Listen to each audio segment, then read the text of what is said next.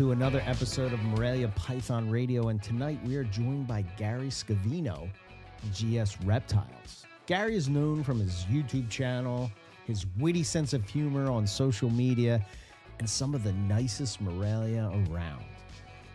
But Gary has worked with more than just Morelia. He has an amazing group of Savu pythons, including the silver morph, emerald tree boas, Sanzinia. We talk about his experiences with Antaresia. We talk about it all.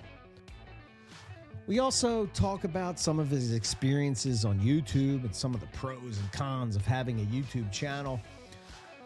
Overall, this was a great conversation and one you won't want to miss. So let's get into it.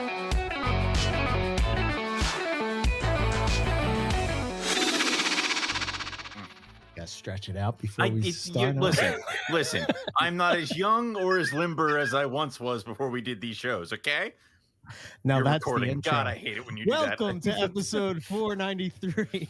We are talking with Gary Schivenio of GS Reptiles. But first, Owen, how are you doing? I'm good. I'm good. I hate my white lips. Like I both hate and love them at the same time, but I'm getting very, very good at cutting plexiglass at this point now. Okay. Yeah. Apparently the white lips just really wanted to be like the retics. So the only animals now that have not broken the glass out of those cages are the Timor pythons, which now are quickly becoming my favorite because they haven't cost me money. So where do the white lips go when they break free of their shackles? They're banished to bins until I fix what happened. I mean, like, where did you find them? Oh no, they were in the cage. They were. They never even got out. Yeah, they spiderwebbed the glass, but then they just sat there and watched their handiwork. Yeah, jerks. Gotcha. Just one more way to piss you off. I know. And it wasn't even the psychotic gold ones. It was my very, very calm black-faced female, and she just like, look what I did. It's like, oh, maybe cool. it was a test. If you would have not gotten upset about the glass being broken, they would have laid a clutch. But you did, so they reabsorbed. Wait, no, we're not doing this. Like that is, listen, I already second guessed everything that goes on in my snake room. Don't you dare put that in my head. Very good. Me, but okay. Yeah. Other than that, I'm sitting. No more clutches? Not yet. I'm sitting there and I was doing this today where I'm going around the room and I'm like, you're due soon. You're due soon. You're due soon. Like, so I have this. You ran out of rack room? Not yet. Okay. That's usually the speech you give me. Shit. Not yet. It'll happen. Because like right now I'm at this lull, which is cool because then you kind of get some babies hatch and you can establish them before your next round of babies hatch. Like I don't know how some people like Nick and Ryan and everybody do it where it's just like clutch after clutch after clutch. Like it's just pouring fuel onto the fire. I kind of like it where I can get the early ones kind of established and then I can, fiddle around with the spring breeders that are coming out. So, okay. Yeah. So rhinos will be soon. I think I got my Chinese king rats. I think I got a bunch of stuff. And then the bredli were breeding and I'm like, oh, right. Yeah. You guys. So I'm all over the map. All right, fair enough. Any clutches on your end? No, I'm waiting for diamonds. Diamonds did lock up, so that's good. We'll see. Nothing from the. But now it got cold again, so I give up. Yeah. So yo-yoing. Okay, enough of our. Yeah, nobody wants to hear us. Yeah, nonsense. Let's welcome Gary to the show. Gary, welcome back to NPR. How you doing, man? Hey guys, thanks so much for having me. I am a big fan. I've listened to not all but most of the shows, and I love them. And appreciate that. Owen always makes me laugh, and I love it. Good. So I'm super pumped to be here. So thank you again for having me. Yeah, absolutely. It's been a while. When was the last time we had Gary on? Was it like season 2 when we really sucked? Like, maybe? I mean, come on. I don't know. It's been a while. I think that Johnny Depp was still happily married. It was. So it was fair enough. Oh no. I think Barack Obama was president. Yeah, all right. So a while ago. Yeah. But so how you been? Yeah, man? we left you to your own devices. I know. Hey, so I'm like an old guy who decided to start a YouTube channel, so that's really taken up a lot of my time. I'm having a blast doing that, and it just really grew the collection a lot. I think since I last spoke with you guys, I was such a chondro guy for so many years, and then after, I don't mean to humble brag here, but after I've killed a lot of chondros, and I just got tired of not producing animals consistently every year, watching everybody else hatch eggs. I'm like, I got to get to some different species. I just want to share it on the social media activity too and post some babies hatching out. So I really, as much as chondros make up the bulk of my collection, I really branched out into a lot of different species now, and I'm just having a blast. It's just so much fun, and I'm loving it. So nice. I know that when we talked to you, you were kind of dipping into a little bit like pinky toe into the Savu pythons, and that has exploded over here. But what were some of the other stuff that you kind of jumped onto? Yeah, well, I have some northern emeralds now. I was never a boa guy, so I just never got into boas. I love boas. I don't know. I was just always, for whatever reason, I was a python guy. But yeah, I'm keeping, just like yourself, I'm keeping diamond pythons now and some pure jungles, a lot of Savu pythons and the Madagascar tree boas, the Sanzinia. And I did get in and out of some things like Conica sand boas, just because I always loved those. There's certain animals you go to a show, and for whatever reason, you're drawn to them. And just that was me with Conica sand boas. A lot of the Antaresia complex, granted. So I tend to breed something, and then I get a little bit bored with it afterwards, and I find myself, okay, I'm going to move this project out and get something else in. But the bulk of my collection is definitely Morelia. It's a bunch of chondros still, and then the Savus and diamonds and Sanzinia and emeralds and jungles and jungle jaguars. They have a lot of the jungle jaguar stuff I'm working on as well. So yeah, and loving it all. So very cool. I think my favorite thing is hashtag Jesus loves diamond integrates. I mean, yeah. So. I can't verify that. So you guys have mentioned, we were talking earlier before the show started about my channel, and so the running gag on my channel, as you guys may or may not know, is I dump on carpondros for no other reason. I noticed that. I love all these animals, but it just seemed like it seemed like the wounded zebra in it's low hanging fruit. I mean, that's And there weren't enough people working with them where I felt physically threatened, so I felt like I would go after that's a safe route. that group of people. There wouldn't be a large army coming after you. Yeah, I know. that's I would smart. I would never be so brave as to make fun of ball pythons. Those kind of guts. But yeah, so I took the carpondros and I'm having fun with it. Yeah. So that's the dangerous part is you see a carpondro or a jagpondro and a little bit of your brain's like, that's kind of pretty. And then you're like, no. Yeah. And then you got Bill. He sort of sucks you in with something that looks like a really, really light blue green tree python. And you're like, oh my God, that's gorgeous. It's a carpondro. Yeah. I love Bill, and he loves to test my friendship with those animals. The only thing that honestly got me against carpondros is if I said the name John Martin. You probably know of John. Right? He's been around for a long time.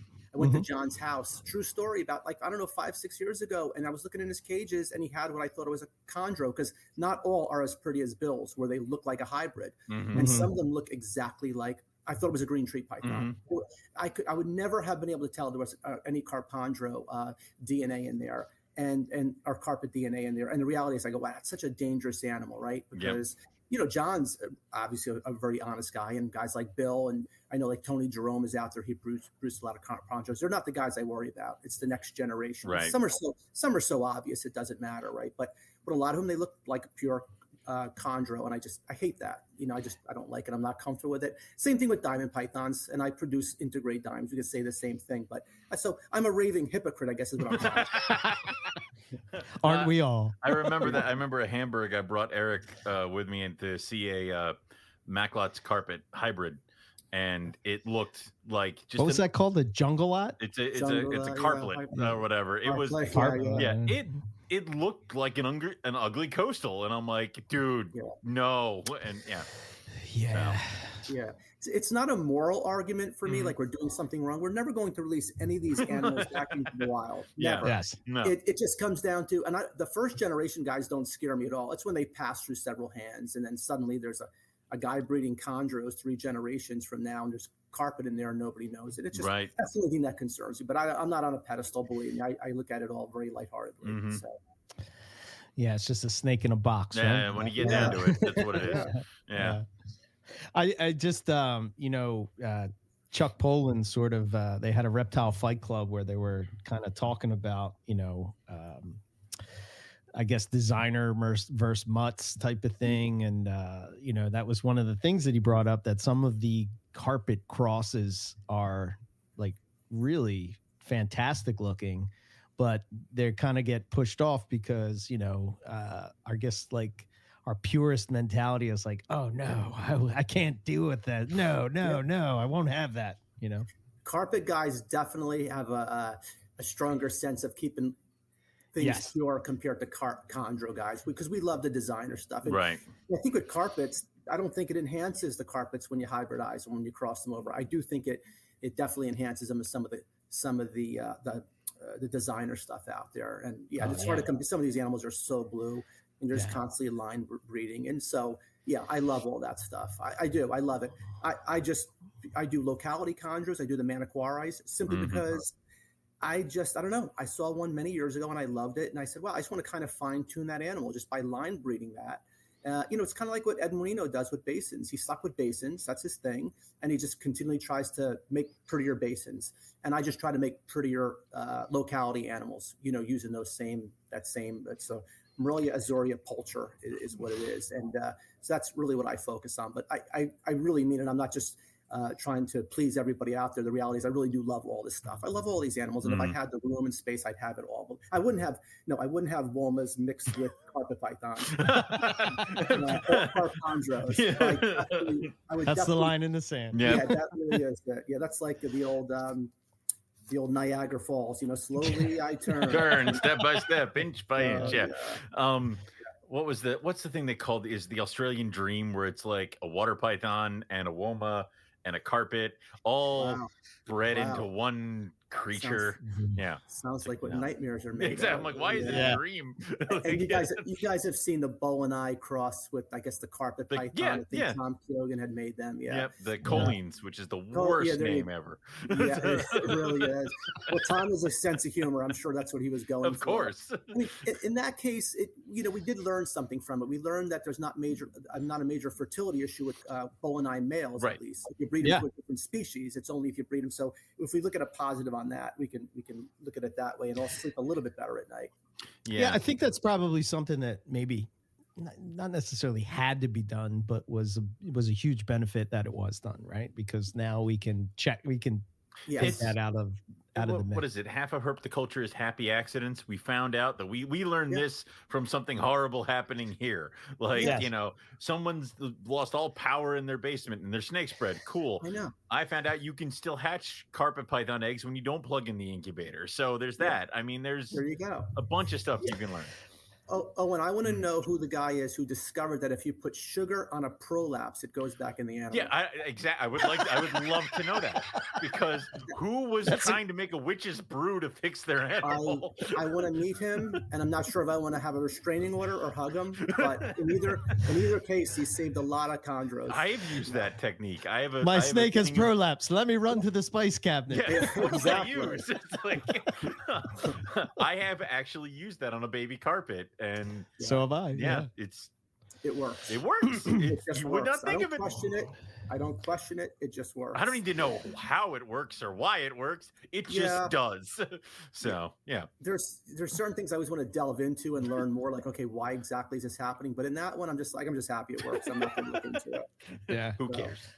So before we jump into chondros, I have a question that I often struggle with this, as so do a lot of people that are keeping, right? We all want to keep everything. Everything is cool, all that kind of stuff. So like, are you ever torn between, like, you're focusing on maniquaris as green trees? Are you ever torn? Like, I wonder of guys like Ed, and like the works that he has done with basins, and like, is that a driving force to hope that you can produce maniquaris that are on a level to that one day, and do you ever like get distracted and then sort of put yourself back on track? Is that Yeah. For whatever reason, Eric, that doesn't happen to me. I wish I had the Oh, focus so in lucky. I know. I wish I had my daughter's 14, and I always say to her, I'm so, like, I feel really fortunate. Like, all three of us, like, we found our passion with these animals, right? Like, Right. I mean, I could kind of tell you what led me to them, but I don't know why it just resonated with me and stuck with me. And it's the same thing with the chondros. Like, I don't really have, look, I'll tell you, 5-6 years ago, I was losing a lot of animals, and I think due to nidovirus, before we knew what nidovirus was. Right. So I really took, I went from looking at them that, hey, I would really want to refine this maniquari, and I've really done that. I've really produced some pretty animals I'm really proud of. But I went from wanting to produce some stellar animals to just wanting to really keep them alive, especially after you breed a female. It takes such a toll on a female oh my God, I said carpondra. Oh God. On a female chondro. So yes, my shift has focused from wanting to refine that locality to, I want to keep these damn things alive for generations. Yeah. Because you're closer, I think, to you're definitely younger than me, Eric. You're closer to my age, but a freaky thing happens when you turn 50. What are you, like 44, 45? 48. 48. Okay. Yeah. Well, you look great. Got a full head of hair. You look great. So I think what happens when I hit 50, it's a weird thing because, it takes, 4 to 5 years to hatch a chondro. And I'm thinking to myself, wow, I have maybe, 3 or 4 more good generations left of me. So I have a lot of that going on too. So, but to answer your original question, no, for whatever reason, I just never get bored with chondros. I just love them so much. Basins, the same thing. Something about those animals, if you ever get a chance to see an adult basin in front of you, I mean, it is like no other animal. And for me, it's on the brink of, it's like going to church for me. I'm telling you, I feel, especially, even though I'm building up the basin collection as we speak. I have one big girl that's at Marshall, has her on breeding loan, but I am telling you, there is such a presence about that animal, and I totally get it. Like, chondros are a little different. If I had to choose one animal to keep, I've mentioned this earlier, I mentioned it in YouTube channel that I upset a lot of people because I'm such a chondro head, but if I could only choose one animal to keep, it would be basins. To me, they're just like, they're just nothing like any other animal to me, and I just, so aside from just staying focused on chondros, I'll always have chondros. I just will. But unless, of course, I kill them all. But basins is the only animal I could ever see, sharing equal parts of my collection with as a chondros. So when people call you asking about to buy you out of the Sanzinia because it's not a basin, there's a price there somewhere, right? Yeah, I probably, Eric.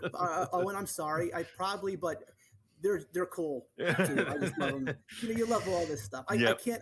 I love green things that hang from branches.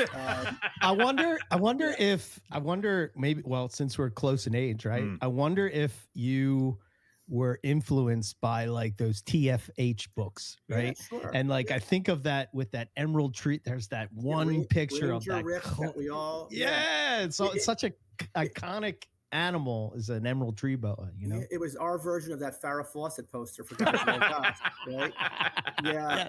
I don't know. If somebody asked me what has it got you into chondros, I don't know, except that I remember I was again with John Martin, and look, I'm really fortunate. Like, you guys are on the East Coast, and and you're too young for this, but there was a place called, we had Hank Molt out here. We had, Jay Jacoby was a trailblazer. Jay had his own reptile store long before people had specialized reptile stores. Martin's Aquarium. And because I lived around the corner from Martin's Aquarium when I was a kid. Yeah. And I had a friend named Ernie Eisen, who was a lot older than me. And he just had access for just getting, like, he had baby Sanzinia. I'm talking 30 years ago, I saw baby Sanzinia in this house. And I was just really privy to a lot of these guys. And I got to walk into somebody's collection, and I saw 2 captive bred and born. Now that was really rare back then, green tree pythons. And I'm telling you, from that moment on, I just hooked. I just had to have them. Yeah. Had to have them. Yeah. And so, I mean, even to take that question a little further, I mean, how do you just focus on maniquaris, right? So for me, right, I'm a carpet python lover. I want them all. I want all the different localities and subspecies and all this stuff. And I find it very hard to sort of be like, that one could go. Nah, How do you just drill it down? Walking past the Rubiac. Yeah. I know. Yeah, it's true. Which are amazing animals, especially the red neonates, Eric. They're just incredible. Yeah. Hey, listen, there's nothing cooler than a high white Aru and a perfectly striped Maruki, which we don't, and the Kofiaus. I love them all. So I'm sorry, I'm going to be dropping names a lot, but I have definitive memories attached to certain names. It was a guy named Dave Prada who owns Komodo Reptile. Yep. Dave's still at Hamburg all the time. Yep. Dave doesn't keep reptiles at all anymore, but he did for a long time. And he got a pair of imported captive hatch babies he got in from D&J Reptile, were the Gorman brothers. They were actually, one was in Long Island, one was in Indonesia, and they had access to some amazing stuff. Anyway, Dave got these animals from them, and they were Maniquari chondros. I had never seen them before, but it was a red neonate. And I saw that animal like, wow, that's the look I love. That I just learned now that's my goal and that's what I want. And just they breed consistently. They, a lot of chondros, especially the designers, you're going to see some outrageous adult designer animals. And then you watch the offspring as they go through the onogenic color change. Unfortunately, not all, but many just never resemble the parents. Mm-hmm. They just don't. However, with localities, especially with the Maniquaris and the Jayas, they tend to mimic their parents. I mean, that phenotype in most cases is identical or better. Not with every locality. For example, we know with high white arus, Ryan Young's been working on this. We know with high white arus, you could produce some beautiful babies from really high white animals, and they're typically not as high white as the parents. Right. We are learning, though, through Ryan's efforts that the second generation is getting a far more white. But so Maniquari is almost like a recessive gene with a chondro, in the sense that, those babies are going to strongly resemble the parents, and it's not better. And that just turns me on with that locality. So what are the key characteristics that you would like? What are those characteristics that you're focused on? I love the just really dark triangles along the dorsal, because that black scales as neonates tend to turn blue, and they tend to get a lot of blue coloration in their laterals. The reality is I was producing much nicer Maniquaris a few years ago than I am now. Unfortunately, I lost a lot of my stock with Nido about 5-6 years ago. So I'm holding animals back, and with the ridiculous prices now of all reptiles, chondros especially, and it's so tempting to sell stuff that I just been holding on to all my babies. I've really been hoarding a lot of stuff, and my goal is just to really keep fine-tuning these lines and producing a lot of chondros over the next few years. That's the goal. And holding back, though, is just going to pay dividends later on. Yeah. When you have I've got 12 females, it's just going to be that much better. And that's what it is. And look, we've all been doing this long enough where we did not get into this for the money. It was not about money. We loved it. I don't think I'll ever make back the money I lost in my freezer right now. Oh, hell no. So it's pretty cool that it just so happened that this hobby that we all dove into many years ago, suddenly it's like, all right, well, you could kind of buy cars with it now and houses and Getting stuff. close, There's a blueprint, when we were just kind of flailing along, right? But now there's an actual blueprint. And so am I loving that? Yeah, I feel a tremendous amount of guilt. I mean, I really do, because I remember Savu pythons. I'm producing Savu pythons. And I remember specifically being at the White Plains show and seeing terracotta orange babies before they're onogenic color change for $100 a piece. And now I'm selling babies for, $1,500 to $2,000 a pair. I genuinely, again, I just really do feel guilty about it. Not guilty enough where I'm not selling them for that. Right. It's not guilty enough that I'm doing it for $100, but exactly. I justify my chondros, especially. I go online, I look on Morph Market, and I see what other people are selling their animals for. And I'm going, oh my God, people are just doing crosses, and selling red babies for thousands of dollars. And I'm thinking, well, my stuff's worth at least as much as that. And so I really genuinely do wrestle with it, because we've been doing this so long, and you see those lower prices, and now to do it in today's standards, it's like, wow. Things always shift like that. I remember when I first got into it that there were ring pythons everywhere. Yes. And you'd walk into Hamburg and be like, "Thank you for coming to Hamburg. Here's a ring python." And now I think there's maybe 2 clutches that are going to happen this year in the States. Oh wow! Congratulations. Well, no, I didn't do it. No, somebody else did. I have to buy from those people. So, gotcha. Because that's just where it's just the rarity, the scarcity, and then they bounced up high where now they're $800-900 a piece. So if that, right? Owen, yeah, I think they're more than that, man. I really hope not. I think so too. I think the cool thing is that we all, we've been doing this a long time, and we poo-poo the ball python market sometimes because it's just, it kind of gets a little crazy with the names. But the reality is that that's really driving the reptile market, the ball python market, because all those guys coming in with the ball pythons, I see Justin Kobelka now, who is, the pinnacle of ball pythons, and seems like a Yeah. great guy to me. He, I see now he has some chondros. He's worked with Bull and I, and that's a great Yeah. representation of a lot of people who are into ball pythons. They're looking for that next thing. Like, hey, ball pythons are awesome. I could, I could pay for that, my hobby with my ball pythons, but let me get some other cool stuff that I see when I'm at a show. Yeah, that's a smart way to do it, is to have a large collection that constantly breeds and turns out eggs. Yeah. Not my way, where I have a big collection of things that just stare at each other and don't make eggs. Well, so I went the wrong way. Yeah, we could change that, Owen. I guarantee it. One Because day. you live close to me, and I'm going to give you if I sound like a know-it-all, please. I am not a know-it-all. But the one thing I've learned after all these years about being a successful, especially python breeder, is get them cold. Just get them cold. Don't be afraid. We're just afraid to do it. Yep. But that has changed everything for me with breeding. Savu pythons. I was looking for. I love Antaresia. I love the Antaresia complex. And the only thing I love more than that are pythons that go through, or snakes that go through an onogenic color change and stay small. So I thought Savus were just, hey, I had seen them at shows for years. Let me grab some Savus. Well, I couldn't grab Savus. That was 4 or 5 years ago. Nobody had Savus. The people who had adults were not having much success in getting them to breed. And the guys who were breeding them, they were gone so fast. I mean, they're small clutch animals, 6 eggs in a clutch. And I got them, and the only thing I did differently than anybody else, there were 2 things. I just got them really cold. And I tell everybody work with them now, don't be afraid. Get them down to the low 60s. And that's the number one thing I would leave you with, is just get your animals cold and get those females. And you have Keith as right at your beck and call. I know he can support you anyway too. But so, and I just leave them together all the time. Even when most python species, the females go off a feed, especially with my chondros, that's it. I'm done introducing males. Yeah. Well, it turns out Savu pythons, their number one hobby is they love to reabsorb follicles. Follicles.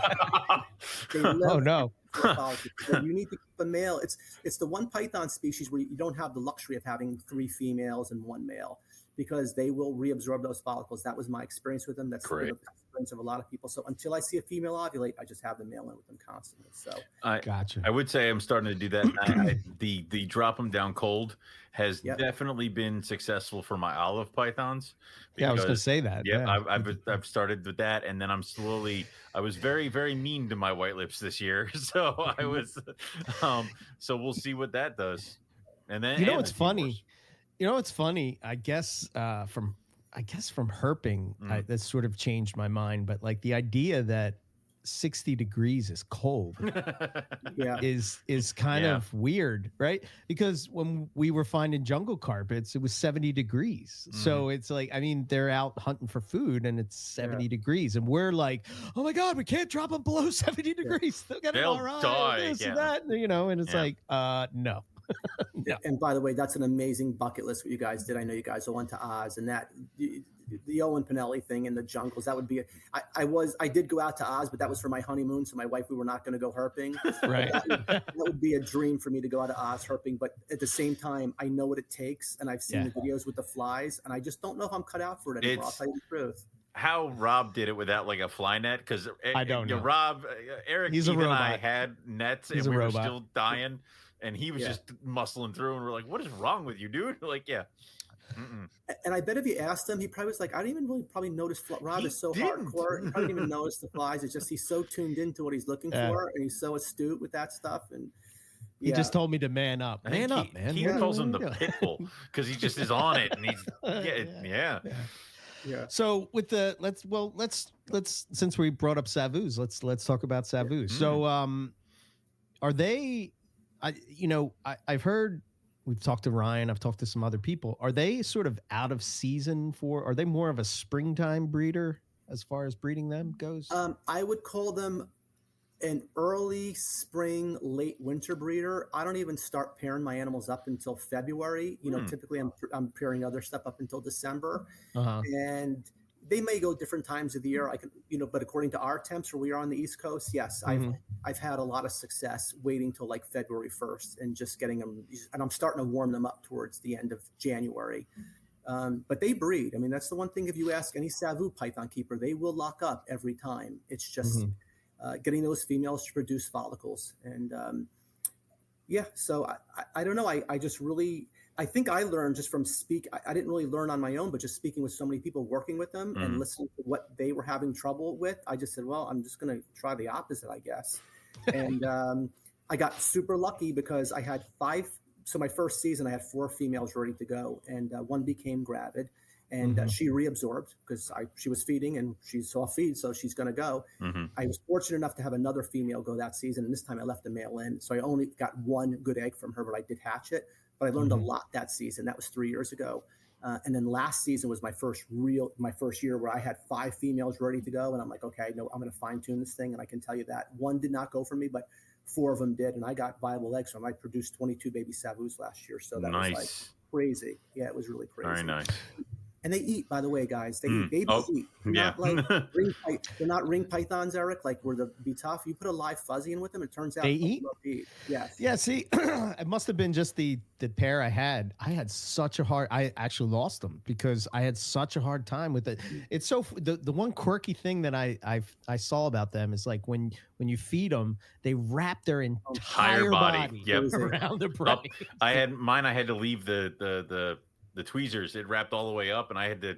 I just put the tweezers in there with it, and I'm like, all right, I'll move on to the next one. Like it was, because I had to come back. It was like they were just hanging out of there for a while, but I loved my savus. I just have not had any. I've had horrible luck with savus. Okay. So one day, my feeding regimen with savus goes something like this: I put on a glove. And then I proceed to scream like a 13-year-old girl with each strike because I open the tub and they are just out and whole about. body. Yeah, it's ridiculous. But yes, they are super cage aggressive. They are not for the timid. But like Owen, with the white lips, once I have them out, honestly, I've never been bitten by a savu python, and I free handle them all the time. It's just that once you get them out, they're totally fine. They're just that they want to eat as soon as you open the cage. But yeah, right. So. Well, so are you both? Do you both now have savus? You said you lost your pair, Eric, or you don't have yours anymore. No, I don't. Yeah. I do not have any of mine either. They're beautiful python. It's like a maclot on steroids with the pattern type of thing, and then the white eyes and just and they're orange when they hatch out. Come on. The only liasis I'm missing at this point right now is savus. Yeah. Well, I try not to think about it. Well, I mean this sincerely. Owen, if you ever wanted them, you'd let me know. I definitely have one female that's she's in her post-ovulation shed right now. But and I have the silvers too, which people haven't seen. And they're really incredible, man. They're just, and that's really what I just love them. I love them all, but those silvers are pretty striking. So I remember the silvers come out, and I'm like, they're just going to change. There's going to be a black python. What's the point of them? And then I saw them change from those silver babies. I'm like, all right, no, that's really cool. Like it was made me eat those words so quick. It was Yeah, well, they're cool, and it sounds like I gotta get some savu in your guys' hands because I think you really enjoy them, and I love getting them to people who will actually breed them too. And everybody who I sold them to, I really do. I try to support them and say, okay, when you're ready to breed, you let me know because we're going to breed these damn things, Yeah, so, that would be cool to keep it'd be cool to see more savu clutches. More, I always enjoy seeing more clutches of either the hard to breed species or on the rarer side. I'll even get excited if it's something that I'm not even into. If it's just like something over here that's rare or difficult. I like to see that stuff in herpetoculture because you just have such respect for the process and that person who just dedicated the time and just making it happen. I remember just going to the Bronx Zoo, and they had several years back, they had so many clutches of baby Timor pythons, and I was like, geez, that's crazy to me. And so they were killing it. Yeah. We've talked about it a million times. I mean, we'll burn the city down when Keith finally gets his Bolinai to breed. And he will. Yeah. And that's we're all ready and waiting. I'm pretty sure at this point, the entire country will light itself on fire. I know. Yeah. I mean, they're just so. I hope he doesn't feel the pressure because I know we don't. None of us had any intentions of putting pressure on him, and he's doing his thing. And I mean, I've seen his animals recently; they just look amazing. And I don't know. it's not lip service. I just know he's going to do it. I just feel like he's going to do it. I think that knowing Keith and having gotten to know him a lot better, you guys are, I know, super tight with Keith over the last few years. Is I thought about like, so what's the difference between Keith and I as far as like how we keep our animals and animals in general? And I always come back to the same thing. Like, if you come to my house and you see my collection of my animals, like I'm really confident to say I really know my animals pretty well. I'm pretty tuned into my stuff. The difference is that Keith is tuned into everybody's stuff. Like he'll come to my house and he could quickly tune into my collection, and that's really the difference with a guy like him. And he just And by the way, it's not just reptiles, as you guys know. I mean, I can see a damn bird outside, and he's going to tell me. That's it's so real, and I think that's really the difference, and I don't think that could be taught. That was the worst part of going through Arizona with him and Justin. Is all of a sudden the car's off to the side and they're looking at a bird on a pole, and I'm like, "We're herping, right?" And they're like, "Yeah, but that's a something." I'm like, all right. You're going to learn something if you hang with those guys. You can't help Ryan Young, I'm going to throw into that too. Like Ryan doesn't have any ultrasound equipment, nothing, and nothing's a big deal, and it's because he just reads those animals, So. Yeah, we're lucky we have those brains in the herpetoculture. So that's such an art, a talent. It is just to be like I. It's funny that you bring that up because when we were on this last herping trip, it was Justin, Chuck, and Rob, and I was saying to them like, I wish that my brain worked the same way that your guys' brains work. Like you're just like. It's like they somehow see nature. I think of like they have like these Terminator eyes or something, and like all this data going down, just flashing by as like they're like looking at the environment, and like I don't know. It impresses me. And Keith has that same thing, Oh, absolutely. I like to think, Eric, that we have our own strengths. Like I could watch The Real Housewives, and I can tell you any of the housewives' name when the show's over. Like I don't think Keith can do that. I don't think he can. I can play guitar, I got that. That's amazing. That is that's a major talent. So you just got to find your own strengths and weaknesses. Not to go off on a tangent, but along those lines, I just set up. I've had fish tanks my whole life. And I just set up. Keith was here with Teresa, and I bought a new discus tank, which is I'm getting going now. And there's a sump pump on it, right? Because everybody's doing sump pump now. That's the way. It's not for salt anymore. Everybody's doing it. And I am telling you, I am so intimidated by this filter. My mind doesn't work this way. It has a UV light on the bottom of it. I am ready to get rid of the whole damn thing. And people tried. It's like you might as well explain Bitcoin to me. I just can't comprehend it. How it all works and what this happens. So our minds just don't work that way. It doesn't mean we're not, intelligent in our own right. Sure. That sounds good to say that out loud. I've never heard that out loud before. Sadly, it's in my own voice. I've never heard anybody else say it. But I like to just think that we have our own set of talents. So I would not be able to handle some of the fish. Seem to be in their own little world that I don't think I could ever walk into and feel confident doing like some of those big fish tanks, saltwater tanks. No, I'd be no. Ooh, yeah. It's a challenge. It's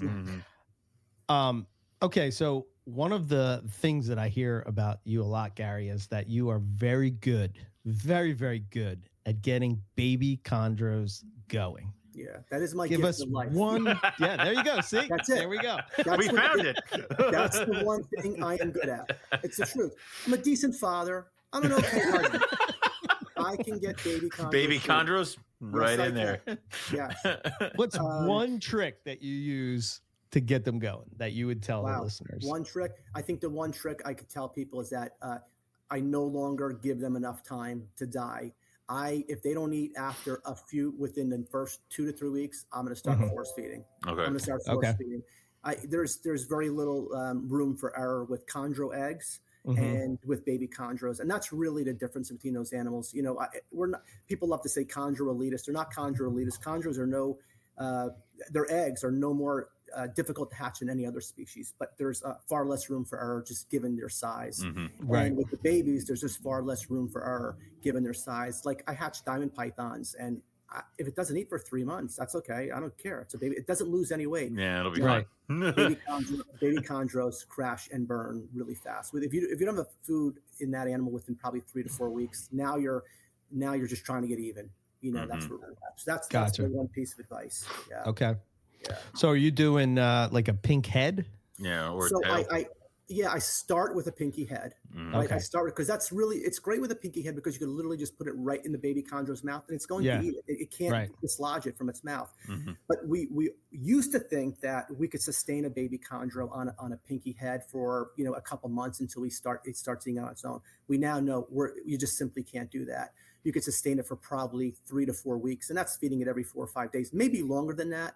But after, that 4 or 5 week period, it will start to go downhill. So what I do is I feed a pinky head, and then I try feeding it normally from tongues, a whole pinky. It doesn't eat. I'll do 3, maybe 4 pinky heads over the course of maybe 2 weeks. I mean, it's short intervals. And then I'm going right to day old pinky mice because I need a full source of nutrition, and I'm not going to let these babies die. And I got to tell you, if you do that, they won't die. They will eventually eat. They do. You just got to wait them out. Yeah. And, I always stress to people as well. It's not like baby chondros are not good feeders. Sometimes the worst feeder in a clutch might be the best feeder in the wild. I mean, if you threw that baby a little gecko or a frog, it's going to eat. Right. It's going to eat. Yeah. So so that's my one trick is I force feed quickly, and I do maybe at most 3 to 4 pinky heads, and then I'm going to full size pinky mice.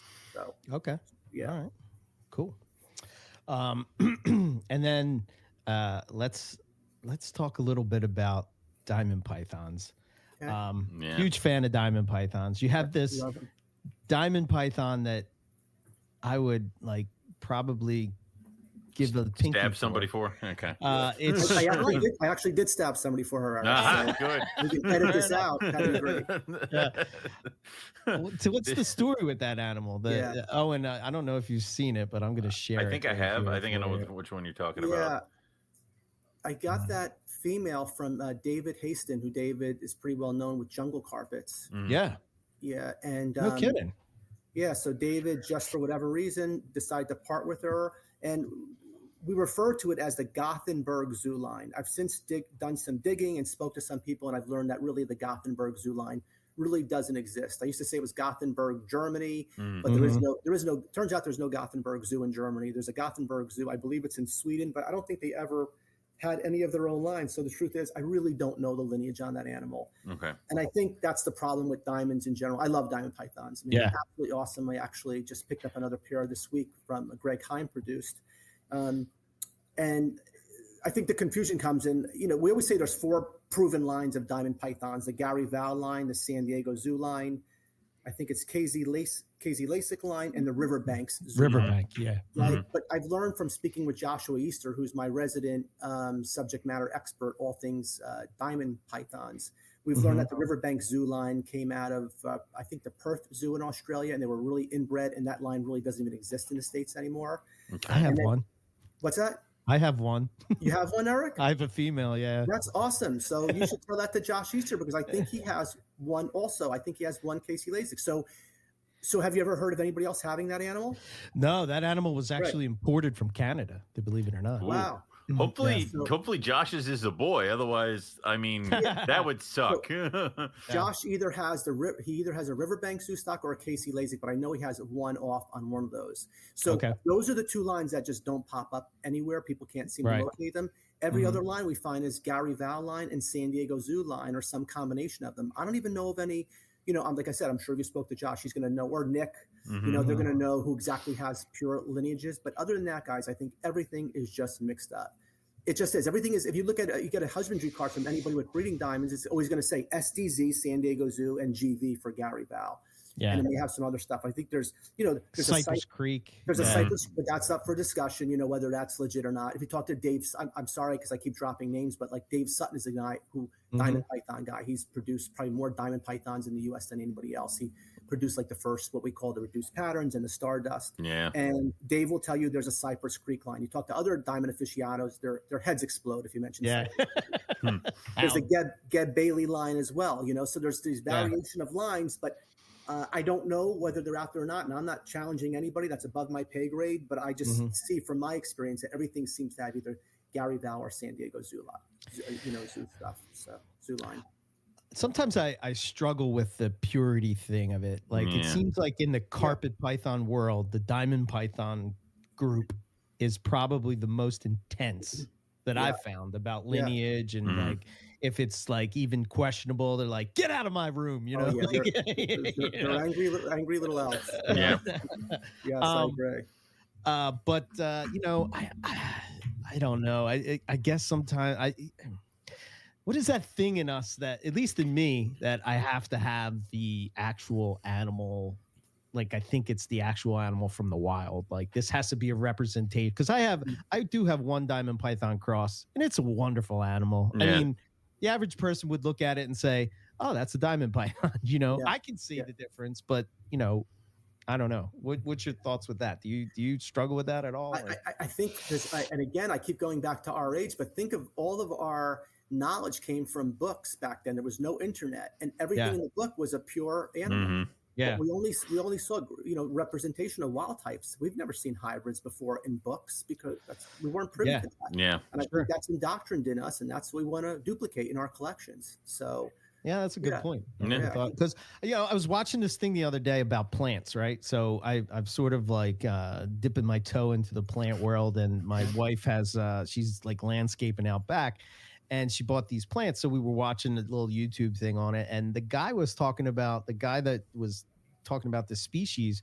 It's like every species that they had was hybridized, and they were like, "This is great. This plant will grow in this environment, and it's been hybridized to do that, and it only gets this big and that." And it's just so funny how, like, when you go from one group of animals or living things or whatever, it's like you can't do it, and then another group is like, "Oh yeah." Some fully embrace it, plants, and then also everything poodle that is now with a dog. Yeah, it's like, it's so true. Yeah, it's so true. A lot of it may have to do with too, and again, we're thinking out loud here. I think because with diamonds, think about it, such a closed group. We can no longer import them, and so we got to really cherish, like a Dumeral's boa, right? We got to cherish what we have, or anything from Madagascar. With carpets, we're still we can bring in carpets. From my understanding, we'd still bring in Papua New Guinea stuff, or Papuans. What do we call them now? I'm sorry, guys. Papuans, Papuans, whatever makes your mouth feel good. I think it'll change sometime real soon, but yes, but right now it's Papuan carpets. We could still bring them in. We're not bringing in diamond pythons or Dumerals. So I think the guys in those groups where you can't, those animals, I think they're just a little more touchy.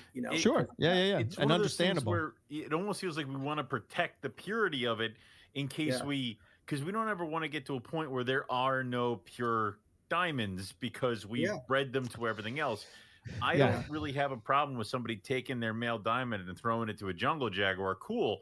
But maybe have a female diamond that you can breed them to at the same time or something like that. Like, there's and I don't understand why we always seem to just have our lanes and feel that we can't spread out a little bit and do the two things at the same time. And it's so true. And I told you earlier, like, I'm the biggest hypocrite because you put a diamond python to a really nice jungle and make diamond jungle crosses, like, whoa, awesome, I love him. You do a carpet to a carpenter. I'm like, what the hell is wrong with you? Why would you do this? Were you eating glue as a child? What is going on? I need an answer. I could tell you with diamond pythons, I mean, this is just the way it was. I mean, years ago when I was a kid, I saw diamond pythons in books. Tom Crutchfield may have had them on his list. I was in my teens, for like, I don't know, 7,500 a pair. That was way out of my realm of possibilities. But what wasn't out of my realm of possibilities was getting a diamond python cross to a jungle carpet, because a lot of times guys would buy pure jungles because that's what they can afford, and they would bring them to. So I could afford a 50% diamond. I couldn't afford a pure. And I think that's where a lot of that generated from too. I mean, I'm not justifying it because of price, but I think that's just happened. And then I remember years ago, there was a gentleman by the name of Jim Moore. I don't know what happened to him, but he was producing 88% diamond pythons, bringing 100%ers to 75%ers. It sounds so weird, but they were some of the nicest animals I've ever seen. Yeah. And I plan to make 75%ers and 88%ers and pures and label them all as such. And just because I love doing it. It's like I love when you produce something and you don't know what the hell is going to hatch or what's going to that's the fun part of it. We're on the cusp of that, where I have the eggs and I'm waiting for hatchlings, and it's the most exciting part of the year. And especially now that I have clutches that I've done those animals before, but now I have some new stuff going on downstairs. Like, I don't know what my baby Brisbanes are going to look like. I have Axanthic caramels in the That's incubator. awesome. No idea what they're going to come out looking like. So, yeah. Go ahead. No, go, Eric. I'm sorry. No, yeah, I was just going to say that it's weird that again, the one part of the Morelia world is this way, where the diamond python are so insane about, lineage and all. And then jungle carpets, which, by the way, your pair is amazing from David Chastain, right? Oh my goodness. And I want to throw this out there too. There's 2 videos that you did that if you're into diamond pythons or you're into jungle carpet pythons, you have those 2 videos that you did that goes through everything you want to kind of know about those. Fantastic. It was excellent. Yes. Well, thanks. I want to thank Riley Jimison, who's a friend of your guys. He really helped me with the jungle stuff. And again, Joshua Easter and Dave Sutton with the diamond pythons, and that's part of the fun with me doing the YouTube videos is, hey, look, I know a little bit about all these species just from doing this for so long, but I don't know a lot of detail about jungle carpets. And I'm the first one to admit, like, if I don't know something, so having somebody like, Riley, I could pick his brain. And I learned so much from doing these videos too. I learned so much about diamond pythons. I wasn't keeping my diamond pythons right. I was able to make adjustments just from what I learned on that. So that's part of it for me too. I really try to focus on, I started doing the videos, honestly, because, during the plague, right, we were all watching a lot of YouTube. We were all trapped in our houses. Yeah. And there was just simply nothing for our boreal keepers out there. There's some great podcasts. Buddy and Bill do a great podcast. And there's a gentleman, T-Brew, he's over in Europe somewhere, and he's a great guy, does a podcast. But they were podcasts, and they weren't visuals. And I just picture myself as, imagine today guys walking into, like, Tinley, and let's just say you want a carpet python, but you don't know much about them. How overwhelming is it? Yes. It's crazy, it's insane. Like, I mean, going to the big shows, having been plugged in as long as we were plugged in before we went to our first one, you imagine if one of the large shows is one of your first shows. Oh my goodness. That's like, let's forget it. Overload. I would not be able to handle it.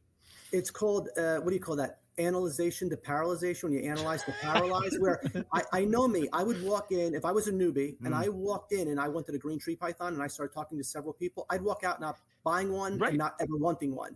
And that's really what I tried to focus on, because I'm thinking, imagine, like, let's take a green tree python, and you take a yellow green tree python at an importer's table, and it's, $500-$600. And now if you're fortunate enough to even see a captive bred one at a show, and that one's $1,250, I mean, what the hell are you thinking? And that's just one aspect of it. Just figuring out which animal you want is one aspect of it. Now we get into caging. I mean, there was nothing really about green tree python caging. I know you guys had David Brahms on the other day. I listened. That was a great episode. And I mean, David's now has done an answer to that question as far as what you can keep a baby green tree python on. So I really just took that approach, like, hey, if I could kind of just help the newbie kind going out with a step-by-step and visualize it for them. And if I could kind of, hit them with some dad jokes too, to make them laugh and keep them interested, that would be a great combination. And that's really what I try to do is, I just love helping new people, because I'm thinking to myself, hey, I can't imagine being a newbie. I love that you, add your sense of humor into the videos, because, like, whenever there's a post that goes up and you're commented on it, I'm like, oh man. Thanks, Darren. That's just, man. It's good witty, to keep it witty, light. quick witty. I love that wit. Owen's got that same wit, Like, well, thank you for saying that. And I always say the same thing. Owen always makes me laugh on the, it's just, because we can easily take this stuff too serious. We can easily take it way too serious. And if you remember why we got into this in the first place, it was to escape from real life. We love being around the animals. Most of us, as much as I like to be funny and, people think I'm really outgoing, the reality is I'm really not. I mean, I don't do the podcast and stuff. I'm just not comfortable doing it. And that's true. I like doing the video because I can stop it. I'm not in front of anybody. And but most of us are introverts. And I figure that's, I can let the me come out. It's fun. I can hide behind my computer and make people laugh and do the videos and stuff. I would say that it's always a very real danger for any herper to burn out, to just be, to get overwhelmed, or, I mean, because, and I've said this to Eric a bunch of times, breeding season is filled with peaks and valleys of soaring highs and gut crunching lows. And if you get too many gut punches in a season, you can burn out. And you need that where you can plug in and have fun with like-minded people and laugh about some stuff. And there have been a couple times where somebody calls us, me and Eric, and he's like, hey, one of our friends who lives local, and it's like, we got to have a cookout, we got to hang out, have some beers, and do whatever, because they're feeling kind of like their season's kicking their ass. They had like 6 or 7 slug clutches. So yeah, I get that, and that's why you kind of need that support system. So if you have videos that somebody can watch, figure out what they should be doing reptile wise, and then every once in a while just take the edge off of some of this stuff. More power to you. It's awesome. Well, thank you. Yeah, and I always make it clear, like, hey, I've lost a lot of animals in my day. I don't hide that fact. Most chondro breeders are like gamblers to me. You know, gamblers love to tell you when they won. Tell you when they lost. Chondro breeders love to post their clutches. You know, they don't tell you about the animals they lost, and it happens to everybody. And you know, we've come a long way in this hobby. You know, we've come a long way as far as, you know, we know how to keep these animals now. And for the most part, we know how to breed these animals and hatch eggs. I think the one place we all need to learn a tremendous amount yet is with when the animal becomes sick, you know, when it becomes ill. That's I think where the shortcoming is. And I'm really counting on the next generation of herpiculturists coming up to really, you know, focus on that, and habitats too. You know, to make stuff more, you know, quote unquote, we'll use the bioactive word and make it more pretty, you know, just to make more stuff pretty and get them out of the box. I think I think it's got to be the illness part first and then habitat. But yeah, I think we've come a long way in a short period of time. You know, I've been doing this that long. If you think about it, right? Relatively speaking. Spoiled rotten. I'm just gonna I just married a vet. So well, that's awesome. Oh, that's awesome. That's great. Spoiled rotten I am. So the guy I do a podcast married a vet, so I'm good too. No, she's mine. Get out of here. Damn it. But Owen, like you, as talented as your wife is, I always think most drugs, and again, I could easily be disproven on this, if your fiance, your wife or fiance, if your fiance was here, she could easily, reject what I'm about to say. But I always think most of these drugs we're using on our reptiles were created for mammals. You are 100% correct. So we're trying to constantly modify them to use for our, for our reptiles. And I think that's what the challenge is. But hey, somebody like your wife now who has, you know, that knowledge that you have and the knowledge that she has, wow, that's a great combination. So you're going to teach us all a lot. She literally has a book that just tells us what drugs are safe to use on exotics and different things like that. And this is a book that not a lot of vet offices have, because she brings it to her job just so she can review with the doctors there about what courses of care we can take for when one of my animals has to go there and get sick. And you would be surprised some of the stuff that has been cleared for reptile use that has not been on a herpetoculture radar and stuff like that. So like things for like anti-inflammatories, this, that, and the other thing that we would never think about. We would just be like, hey, it's going to shed it off, or it'll fix it, or now its eye just looks like that way. So that's exciting. Yeah, there's a lot of stuff that I think more and more vets, as reptiles grow in popularity as pets, more and more vets are going to probably have to start dipping into that or learning more, which is going to help us in the long run care for them. So 1,000%. And I Eric, I'm sorry, I don't want to interrupt you, or if you're going to. No, go ahead, man.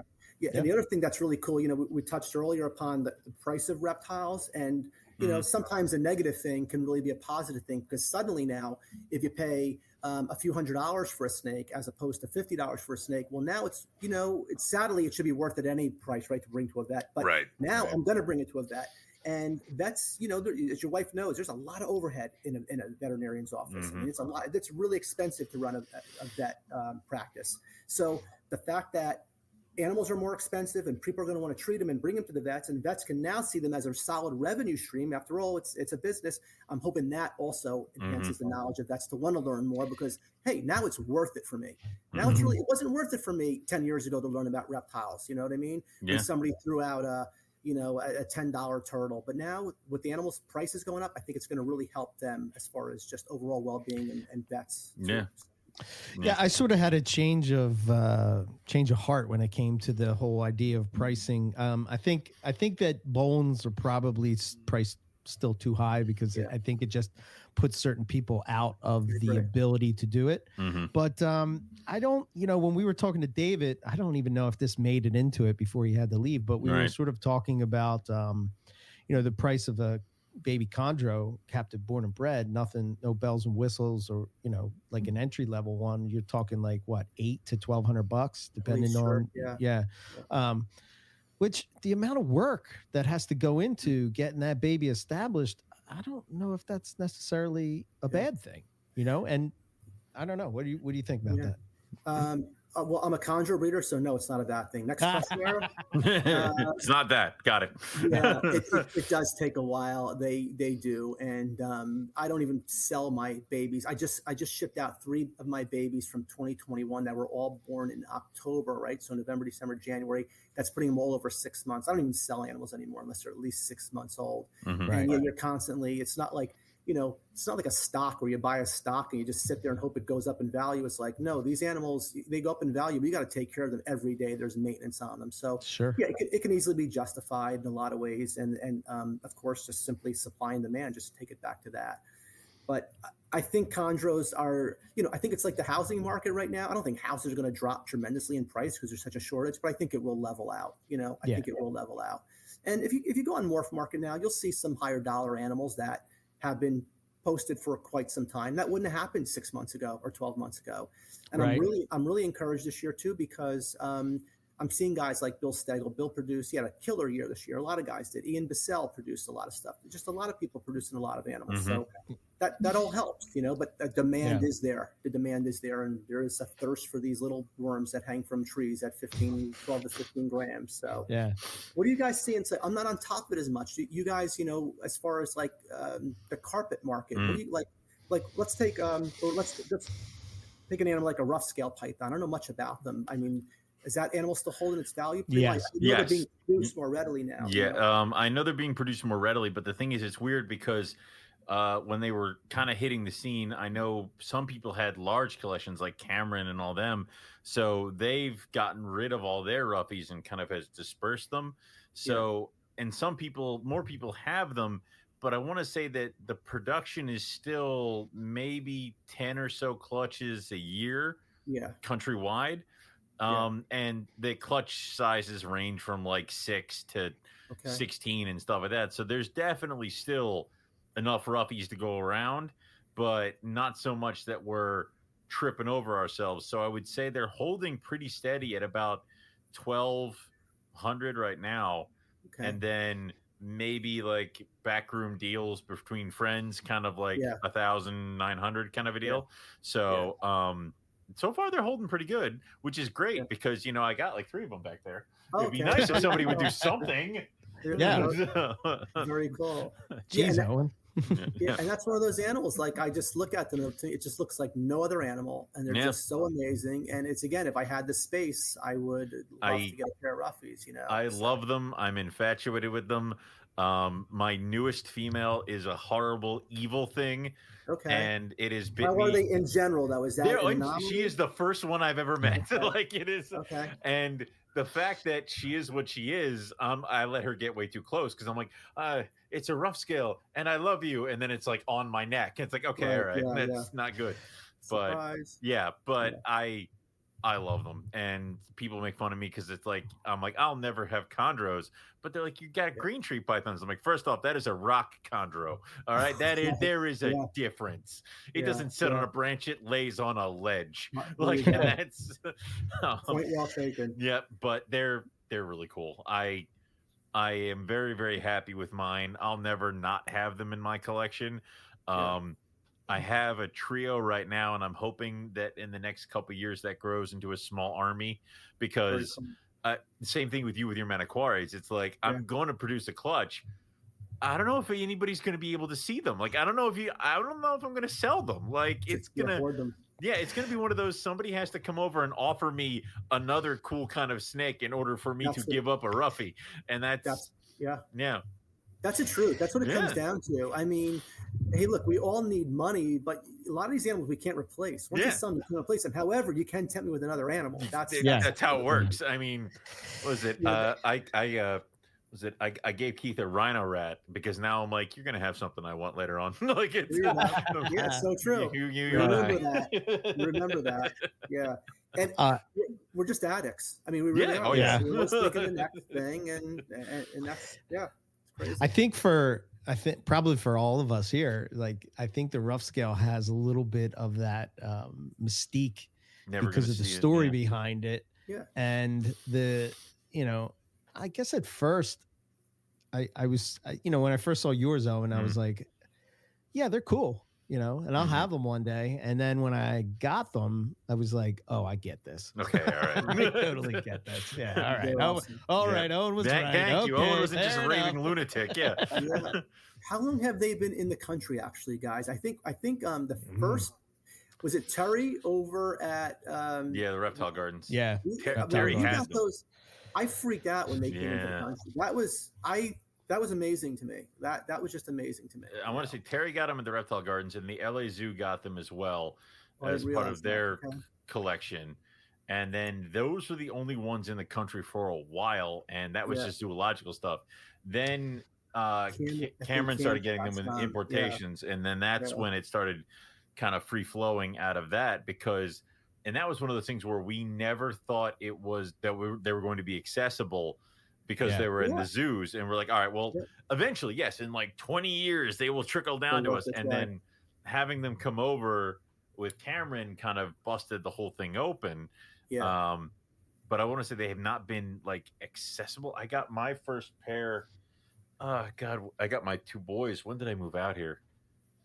It was like 7-8 years ago. 2013, maybe. Yeah, maybe? I got my first 14? boys. Yeah, 14. Wow. Yeah, I traded some super caramels and stuff, and I got two boys. And like everybody's like, "You're not gonna be able to breed them." I'm like, I don't care. Like it was. It's so true. Yeah. We all have those. I'm sorry, go ahead, Eric. No. Go ahead. Yeah, go ahead. I was going to say, no, we all have those animals that we're just not going to be able to breed for whatever reason or another, and they're just sitting in my room as pets, and I'm okay with that. Yeah. I just got pygmy pythons from Justin, and I love them too, Eric. I love. He has some like. I went over to Eric's and I went through all the Antaresia that are in his little rack, and I'm like, all right, these things are cool. I can't, but I had to like run. I have quite the Antaresia army, and I got to be honest, I'm not really. I don't care. I mean, I want to breed them, but I mean, it's not like. I just love keeping them. I got Eastern stems. I got two different localities of Western stems. I got Cape York spotteds. I get regular spotteds, granites, pygmies. I think I love the granites. Children. They're good. Look, I think we all get to a point where we end up breeding the animals for our own benefit, and then we let everybody else pick over our leavings. Like it's just like you can buy this. I don't want it. Like you know it's bad, and we've all done this. Literally hit an animal like years ago. Hit an animal before somebody was coming over to look because I don't want them to compare them to the ones that I'm holding back. We've all been there. We're not out of it. Antaresia to me, it's one of the first pythons I ever bred, and I don't own any. I mean, think about that. No, I sold off my children's group last year. In fact, I get keep some babies from those. And so what don't I miss about it? And by the way, do your Pertensis, do they launch out at you, Eric, when you open them? Those are vicious little, I think of the Antaresia. They haven't yet, no. I think they're the strongest feeding reaction, which makes sense to the smallest prey animal, right? But my God, they love to launch out at you, I do have that for my spotteds, though, believe it or not, man. Holy hell. They just like, they're all like, rah. You got to be mean to live if you're that tiny. Yeah. Are you guys? Then you must be very much in tune with. I know with Dan Maleri bringing those the Antaresia. Oh yeah, and that's something I'm totally geeked out on that too. When Dan was showing those, so. Thank God I don't live closer to Dan. Like, can you imagine if you lived like down the street from that guy? That would be dangerous. There'd be a restraining order against. Right? Yeah, I'd be at his house. I'm like, hey, I saw you got packages. Like, anything? Yeah. I think the thing that I got excited about when he announced that, talked about that, was the fact that there's still pythons in Papua New Guinea that we don't know about. Yeah, that is cool. Yeah, the land is so vast there. There has to be an animal. It just can't be. We just can't have found everything. Right. And that's what was so cool about the rough scale pythons. I mean, that's huge. And now we're bringing them in captivity. So right. I think the only holy grail still that just is holding us back is somebody's going to figure out. Consistently produce bow and eye, and I think that's going to be a big one for herpetoculture. As I'm just taking a shot in the dark, but as somebody that's bred various species of pythons, do you have any thoughts on? Would you ever take a swing at them? Yeah, bow and eye. Well, the number one reason I wouldn't take a swing at them now is I just don't have the space. It's just that simple.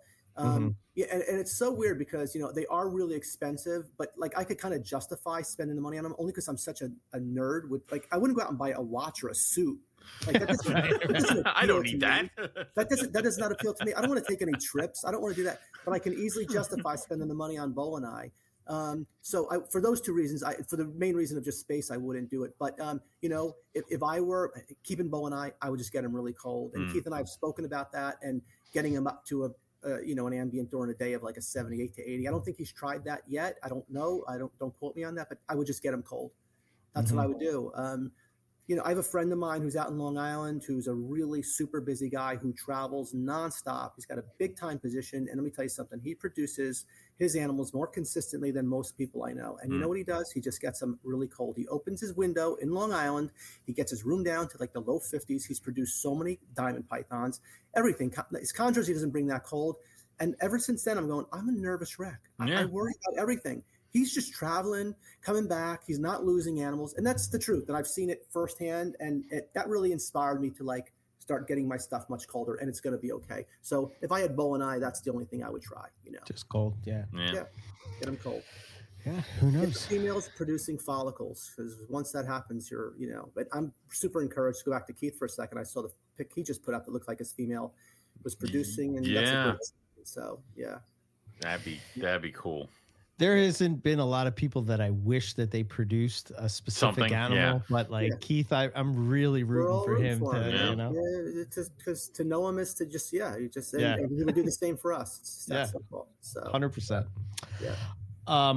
So there's, I sent the picture to Owen. And I don't know. For some reason, I can't share it here, but it's this crazy jungle. It's a diamond jungle, right? Diamond jungle jag. It's a reduced pattern, baby, maybe. Yes. There's a ton of pattern, Holy hell. See? I mean, think that one, if the template was okay, it might be in Nick's upcoming book, because he had asked me for a picture of the animal. We'll see if hopefully it works out. So that's just a jaguar, you know, a diamond jungle jaguar, but produced back to a reduced pattern. So theoretically, it's a reduced pattern diamond jungle jaguar. Okay. It's as pretty as it looks in person, I promise you. Its mother's pretty ridiculous, and it's just getting brighter and brighter yellow. And all the babies. It makes total sense about the reduced pattern, because I can see it now, because the pattern is missing on the bottom. And the cool thing about it actually is the mother that produced that animal. She was the product of a beautiful bright yellow gamma, you know, diamond, a typical jaguar, you know, as bright as they come, to a pure reduced pattern diamond, right? So that's what the mother's lineage is on. So then I just bred her back to another, what we call a stardust diamond. I think that's the technical term. It's the really reduced pattern, almost to a stripe to it. Okay. And so I got some really funky stuff from that. And what I'm really pumped about is that same female who produced that animal, I repeated that pairing. I only got 5 babies last year, and she's gravid right now. And I think there's like probably like 14 to 16 follicles. And I did my diamond python male differently this year than I did last year. I didn't give him any belly heat whatsoever to increase sperm count. And so, hey, we'll see what happens with that. But I'm really pumped for that. Yeah, that's just a really fun project that I never even counted on. It just kind of happened, and I love it, you know? Yeah. So. Hashtag Jesus love diamond integrity. He really does, Eric. Yeah, he's fast, and I thought it was appropriate. Yeah. I love that. Yeah. So YouTube wise, I have this is sort of a question that I find myself in a love-hate relationship with YouTube reptile world. But you know, do you I guess what responsibility does a YouTuber have for the hobby and how it's perceived to the public? And like, do you ever worry about that? Do you get upset at other people about it? Yeah, yes, to both of those questions. You know, it's weird when you do. See, I don't consider myself a YouTuber. I consider myself as like a hobbyist on YouTube. Yeah. That's how I designate myself. Yeah. So, you know, when you do YouTube, you can, you know, Dave Kaufman and I actually had this conversation in Tinley because, hey, I learn a lot with Dave. I love Dave's channel overall. He does some really cool stuff, you know, he's traveling. I love it. But, I think Dave's channel could be a lot bigger if he wanted to get it a lot bigger. But I think it's a balancing act, right? Do you want the respect of your peers or do you want to really blow up your audience? It's really difficult to do both. I don't judge anybody who does both. It's just, hey, I'm silly in my own right on there, but I watch a lot of the other guys and I just wouldn't be comfortable doing it. And I know I could pump out the videos and I could change my content and really, really dumb it down and stuff. And that's just not the route I chose to go. And I really mean it. Trust me, guys, it's weird, because 10 years ago, I wouldn't have had this conversation with you. I would have been like bad mouthing, and this one's ridiculous. But as I get older, I get more mellow.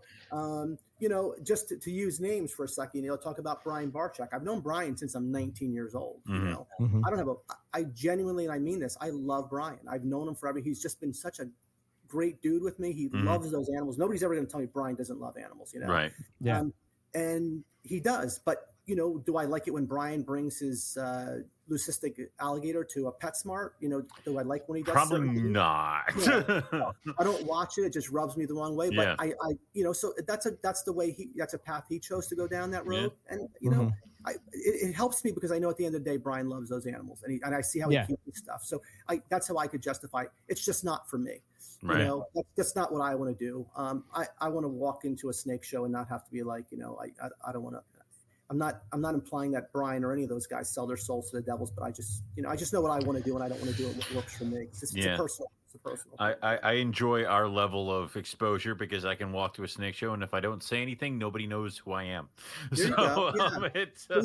But Keith told me a really cool story. He was here last weekend with my fish tank. He told me a really cool story about you guys. I'm like, that is awesome. He told me when you guys were in Australia going through a reptile park and some girl there. It's like, wait, are you Owen and Eric from? Yeah, it pissed me off. That's pretty awesome, man. That's pretty awesome. Oh my god, crap! We're about to go into the saltwater crocodile enclosure, and that's what they asked us. And I was like, Owen, this could be good. Oh god, this could be bad. Depending on how this goes, I will not answer unless you tell me. I guess so. Right. There are worse things we could be known for. That is true. Yeah. But and I see what you're saying about it being a balancing act because let's put it this way. I've had people who I work with in my normal job who are like, have you ever heard of this guy? He owns like a serpentarium. I'm like, Brian Barczyk. Yes, I know who he is. I've talked with him a couple of times. Like, they're like, oh, we really want to go out and see it. I'm like, so there are people who may not really be plugged into reptiles who have seen Brian's stuff and know who he is. So I get you said and he brings a lot of people in. He's brought a lot of kids in, See, the thing that we don't understand at our age is that, we grew up on network television, channel 2, 4, 5, 7, 9, network. People were TV stars, sitcom stars. Right. And not to, not to say that any of us YouTubers are stars, but in the sense that these kids, they're no different than watching TV. When they're watching YouTube, they're like watching TV. Yeah. So it's like a big deal to them. And they're, and it's a pretty big responsibility. A cool story with Brian. He made me a hero with my daughter the first time I was able to impress her, I think in her 14 years of life. She's a great kid, but it's hard as her dad to impress her. She has no interest in my snakes, but she found Brian on TikTok. She has a big TikTok following. And I told her I know him. And I said, Kate, if you send him a message, and he got back to her, he's like, oh yeah, I know your dad. Tell your dad. And oh my God, guys, I just given her bone marrow. I mean, she was so excited. So, that's the fun part of it. But look, let's talk about it realistically on a marketing aspect too. Like, let's, look, do I make money on YouTube? Yeah, I make tens of dollars on my YouTube channel. I'm 100 air on YouTube. I'm 100 air. But what's really cool about it is that, hey, anybody who's been doing this for a long time, they know Eric and they know Owen and they know me, and we've been doing this and we have great reputations. But the people that we know are being quickly outnumbered by the people we do not know. True. Yeah.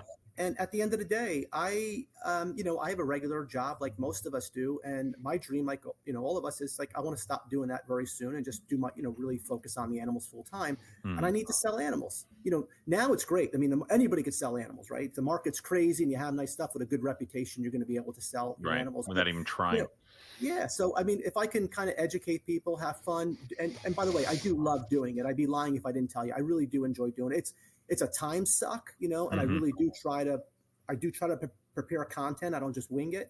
But look, at the end of the day, I want to be able to, if I produce a bunch of really pretty jungle carpets, I got to compete with the other guys who they all know from wherever, because I don't go to a lot of shows. I don't do a lot of social events. I just don't, so that aspect of it too, but, to be realistic about it. So, yeah. And it's one of those things you have to any way you can draw attention to yourself in a positive light, more power to you. And who knows, like, you just by, I was bored and one of my snakes looked really good the other day and I took a shot of it and threw it on my Instagram.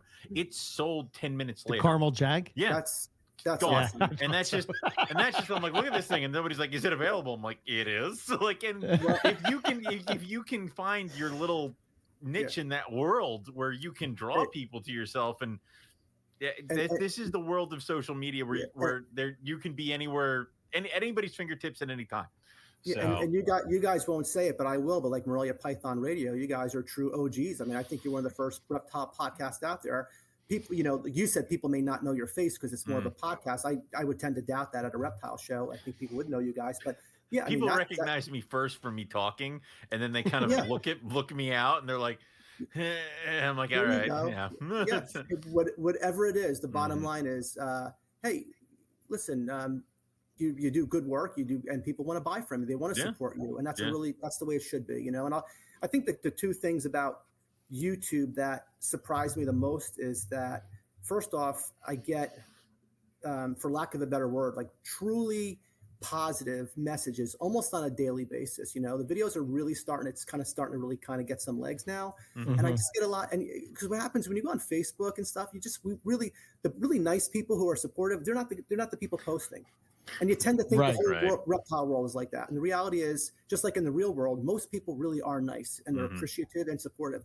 So you get all that positive feedback, that affirmation, which, hey, I'm like anybody else. I love hearing that. That makes me feel good and I love it. On a negative side, I do get a lot of messages. And when I say a lot, guys, I'm not exaggerating. I would minimally 3 and as much as 15 plus a day, especially when a new video comes out. And they all start the same way. Hey, Gary, I have a quick question for you. And it's like, it's a long thing. And it's like, I want to get back to everybody. I'm not comfortable not responding to people, but at this point, I just can't. Right. I mean, I can't. And I have a wife and I have a family and a business, and I'd be divorced if I was answering everybody. So it's like, okay, it's like, you know what, dude, I was so nice. And I told you how much I like your channel and you're not even getting back to me. And it's like, oh my God, I'm putting so much time into that's my helping the community. I'm putting time into these videos, but people don't see it that way. They see I'm supporting you. So that's the downside. The positives have definitely outweighed the negatives, but there is definitely that negative aspect to it.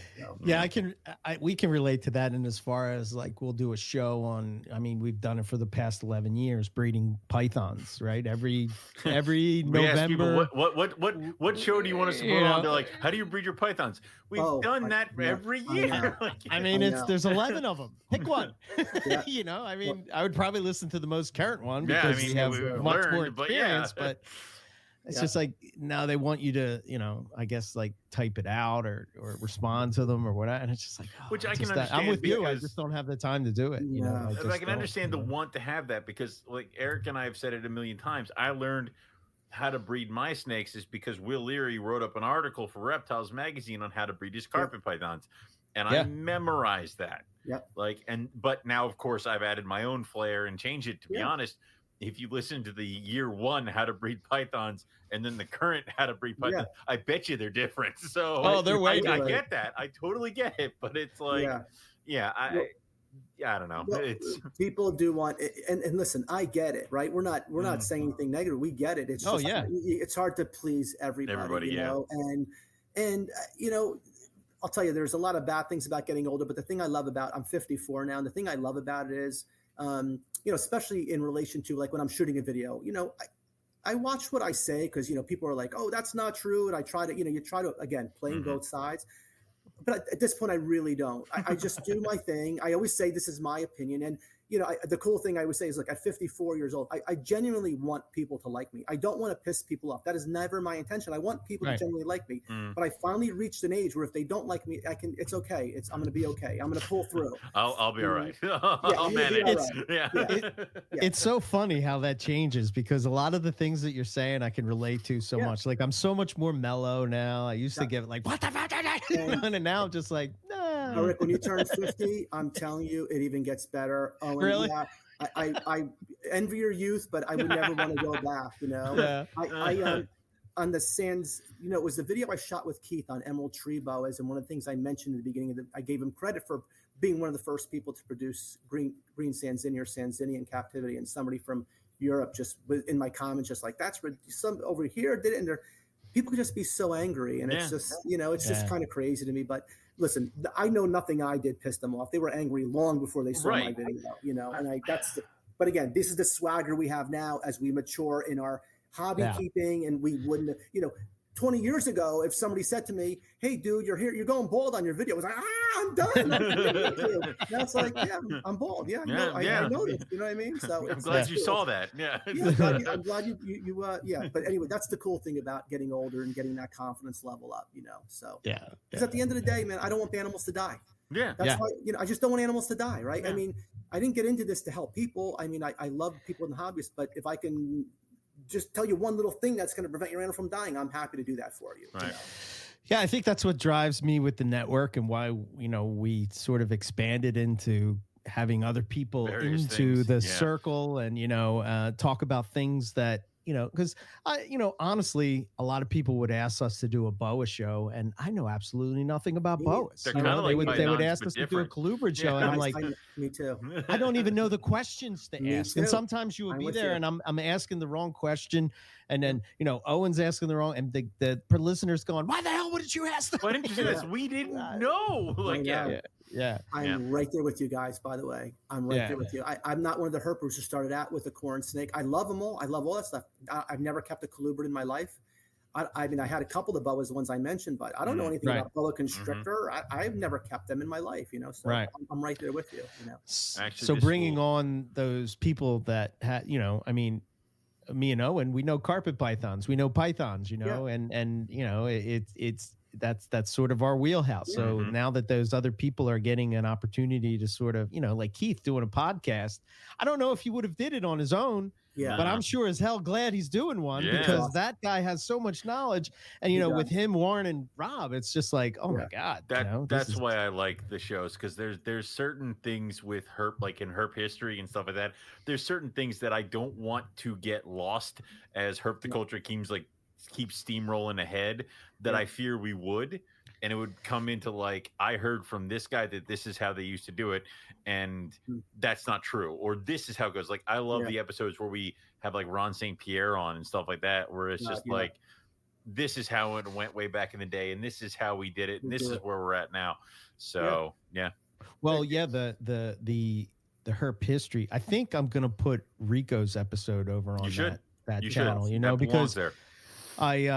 I think about that. I wish we were better interviewers. In particular, I know. But we don't talk that much. No, it's mostly Rico talking, because Rico was one of those guys that just wanted to share as much information as he could, and like, I think about that, with that podcast, given those keepers and, like yourself, Gary, just a place to come on and talk. And then it's one thing to type stuff, but then like if somebody's listening to you, they kind of feel like, I think that they're like involved in the conversation, and like, it's like, oh yeah, I don't know. And no, the tone really helps too.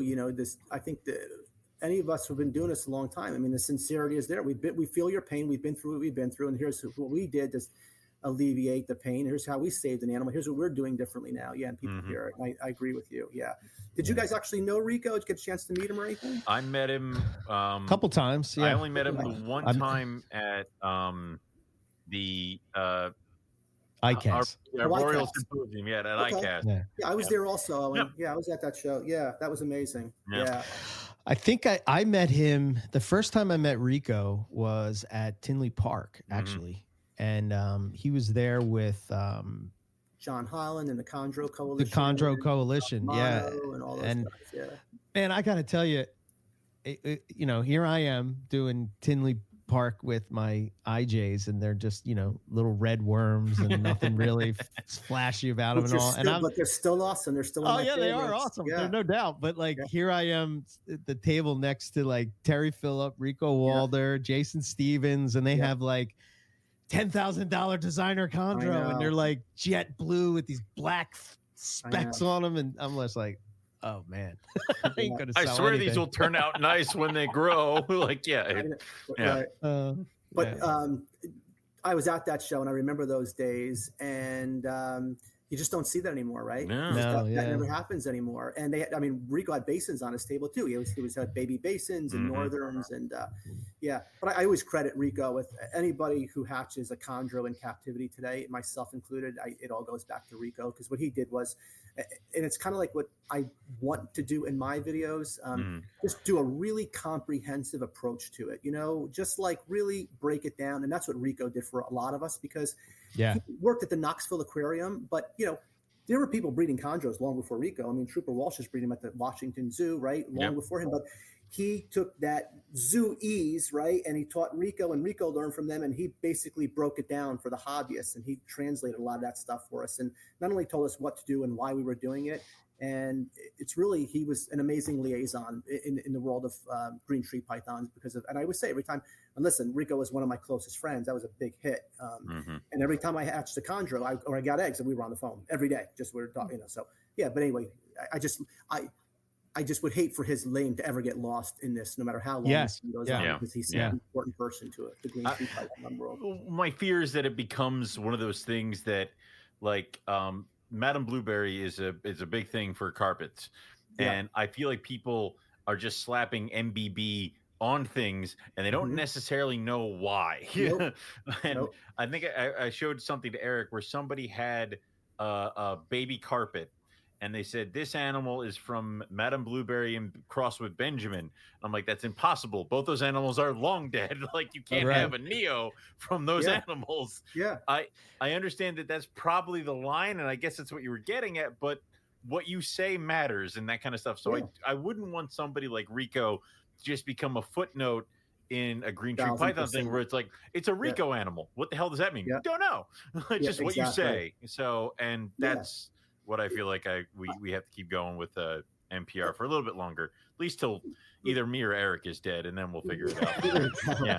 we do. It's our responsibility to keep some of that. They always say you don't know where you're going if you don't know where you've come from, where you've been. But just a very quick story on that. I mentioned earlier, you asked me why I got into maniquaries. I mentioned Dave Prada. And so Dave Prada just bought these captive hatch babies, but ever since those times, they were known as Prada maniquaries, because that was the pair they originated from, Prada maniquaries. Years later, I was producing those animals in Salem, and everybody just assumed Prada. I meant like the designer Prada, like they were designer maniquari. Nobody knew Dave Prada. They really thought I was being obnoxious. This is him. This is Dave Prada. And Dave Prada, exactly. So that case in point. Yeah, I know. That's. But look, we'll get our revenge, because all these guys coming, everything that annoys us about the younger keepers now, who, God bless them, I love them. I mean, no BS. I love when I'm speaking to a younger keeper. Like, I just shipped some chondros out, and these guys, like, man, they have the passion. They have the same bugs that we do, and they're going to carry this thing, and hopefully going to even take it to the next level, right? With some really cool housing and things. And my God, I lost my train of thought on that, guys. I'm sorry. I just had a senior moment. Forgot where I was going with that story, with the Prada, with the Younger keepers will have our revenge. There you go. The young keepers, because they're going to experience now, and they're learning it all from guys like us, and we're not going to be around, and they're going to be, when somebody produces like a world's first or something, they're going to get so annoyed. They're like, are you kidding me? Eric and Eric were doing that 20 years ago. So we'll get our revenge on all the younger keepers. They're going to go through the same thing as we did. That's how life works. So, one of these days. Thank you for bringing me back on track. I appreciate that. I've been a co-host for many a year, and I've wrangled a certain person when he gets really, and when he goes out there, he goes out there. So, the reason I'm still on the big show and I haven't been sent down to one of the newer ones. So, Nah, you're always with me, Owen. I love how you guys always. Lucas is going to be on with you guys for the next 20 years. He's always going to refer to him as the intern. I kind of like that. He got to keep these younger guys. Yeah. So he did he got a raise because he might hook me up with a new white lip. So I have upgraded him. Nice. I upgraded him to the undergrad. Riley is still, unfortunately, an intern. So it's gotcha. But speaking of people we're talking about, honestly, like a guy like Riley, I almost called him a kid, but like that's like he's hooked. Riley's going to be doing this, and yeah, and all these guys, and they're just Lucas and Riley's young too, but they're lifers. I could tell just by talking to these guys, they're lifers. So they're not. Yeah, 100%. They're going to carry the torch, and that's awesome. So. Yeah, I don't even know. I think I saw Lucas on YouTube, and I was like, I don't know what it is about this kid, but I like him. I just like him. We smell our own. We know when we see them. Yeah, this one's gonna stick around for a while. We can indoctrinate him, and he's gonna drink the Kool-Aid. Yeah, let's grab this one quickly.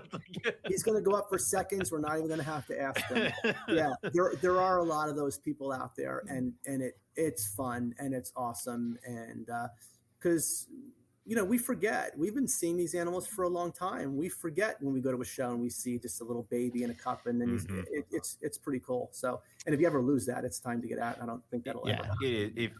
And that's the thing is, if you stop challenging yourself or stop realizing the cool things, like, I mean, I was blown away last year by hatching Madagascar hognose. Like, that's awesome. Yeah. And I'm like, I'm the only person that cares. Like, and that's all that matters. Like, I don't really give a damn. So just wanting to push that further and keep going and have the new experiences.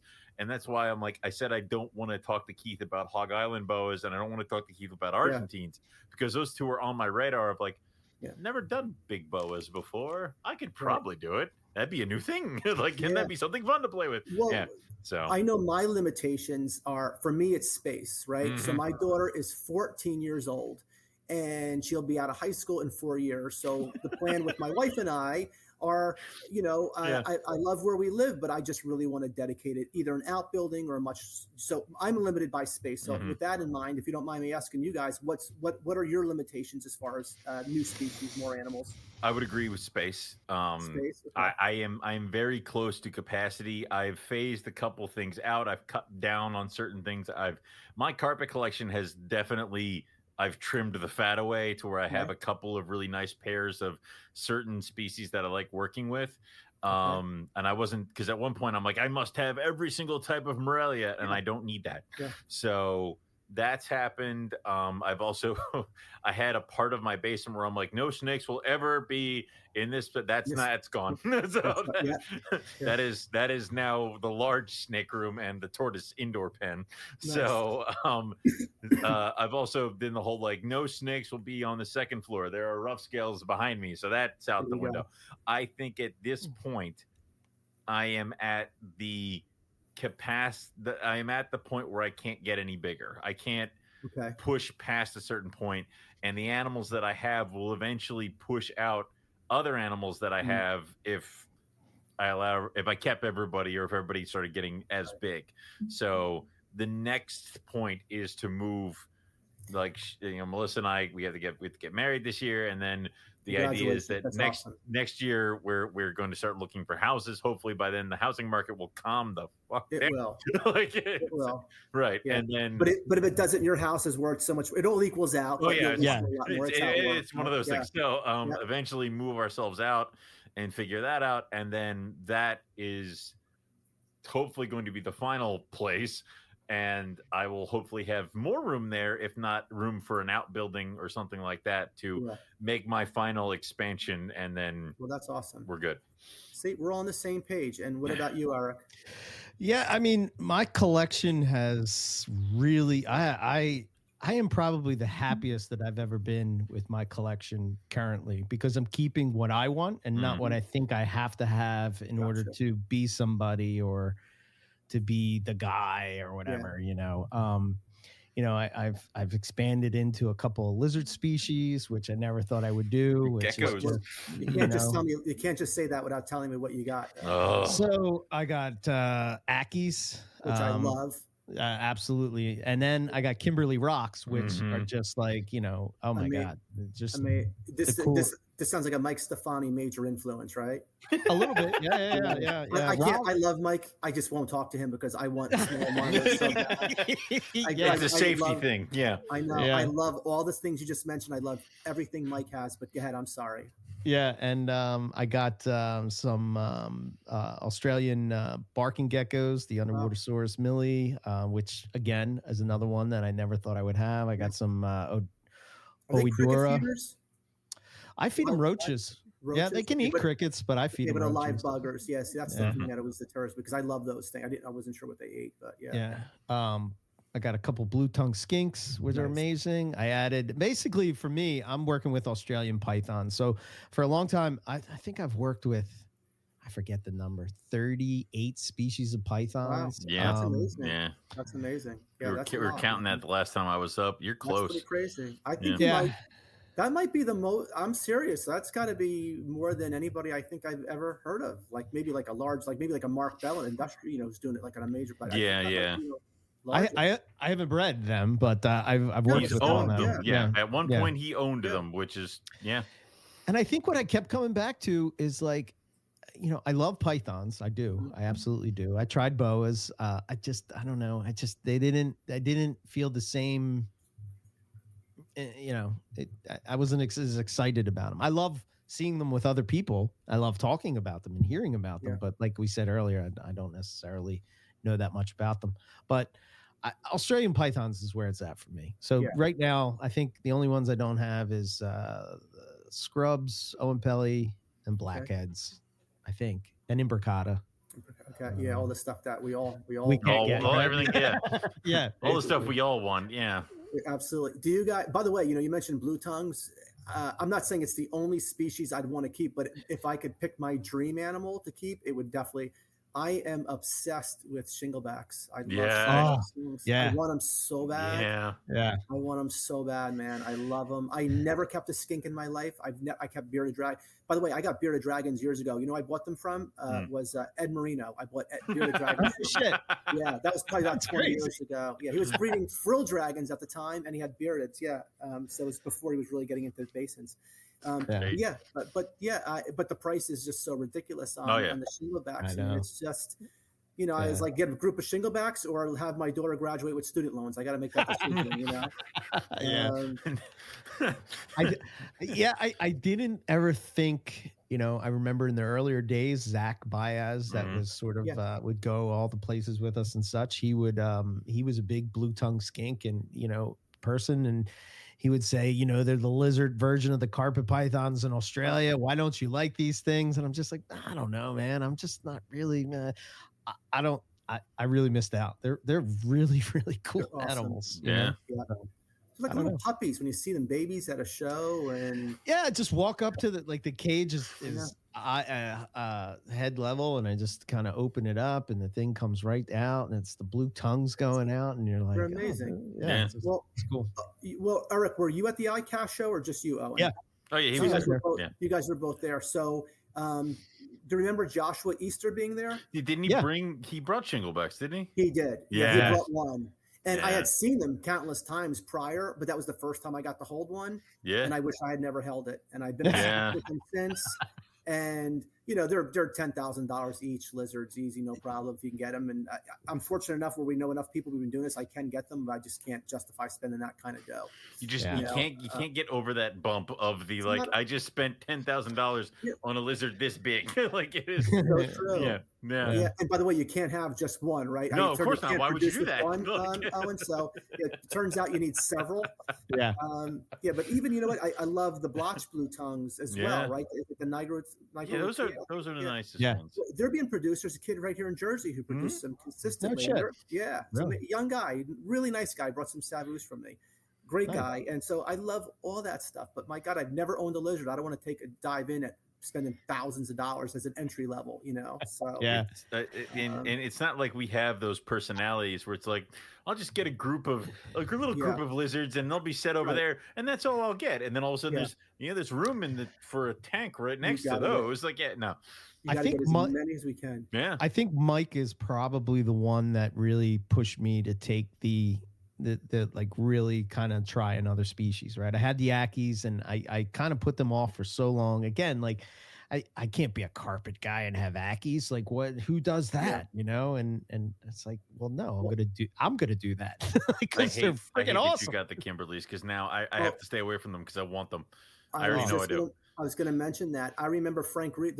I think they're the Glotterai. Is that what they are? Glotterai? Mm-hmm. So I remember Frank Reedus. And so that's why it's so great that we have guys like Mike Stefani now, who's basically dedicated his life to them. Because I've always heard, you tell me, Eric, are are they? I always heard the Glory were far more difficult to keep than some of the other dwarf monitors. I think they're just a little more sensitive when they're younger. But I don't. I don't know. I mean, They're Mike, definitely Mike got them going. They're definitely for you. friendlier. Yeah. And I think because I got them from Mike, I'm probably like he had them. Yeah. He hand fed them, so like they come running up to you and like just take it off the tongue. You're like, it's like a little dinosaur. No, I don't want it. I can't. That's why I can't go over to Eric's anymore, man. Oh my god. No, it's the greatest. I'm telling you.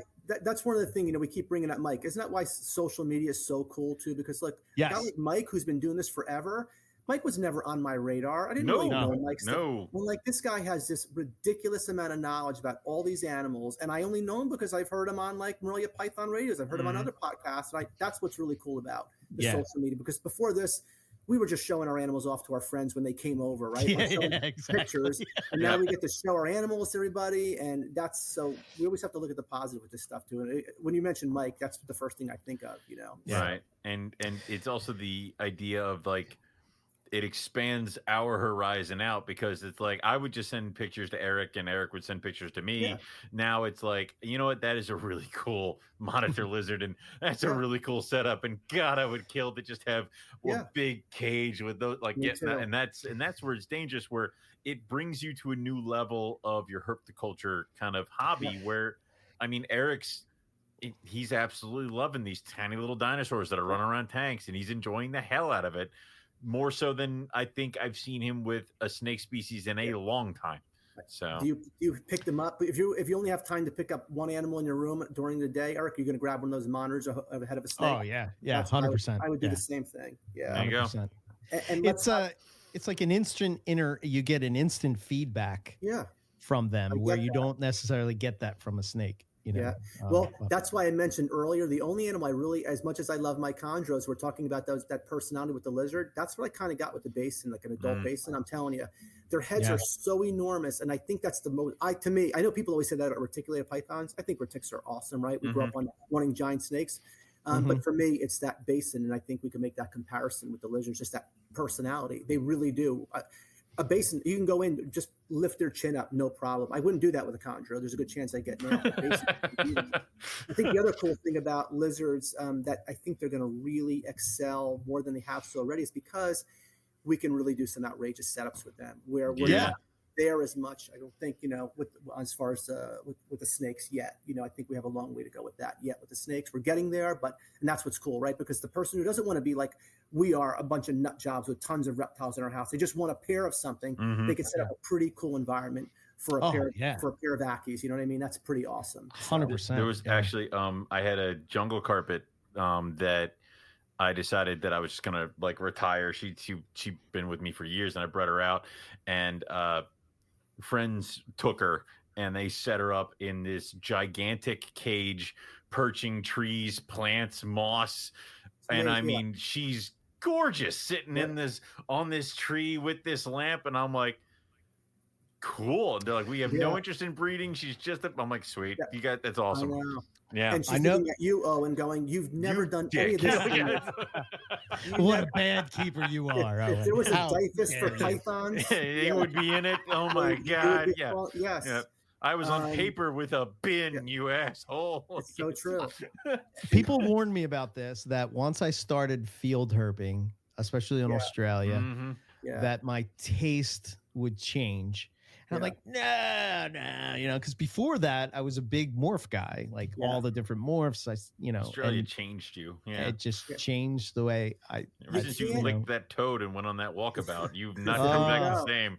That wasn't in Australia. That was back home. Okay. Listen, you can't appreciate flora and fauna, and when you leave Australia, you take a piece of it with you. It's just that simple. It lives in you. Yeah. My wife and I went for 3 weeks during our honeymoon. We've not been back because life changes now, and it's a big time trip to do that. It is. And we're so glad we went, and I just feel such a connection with that country, even though I haven't been there.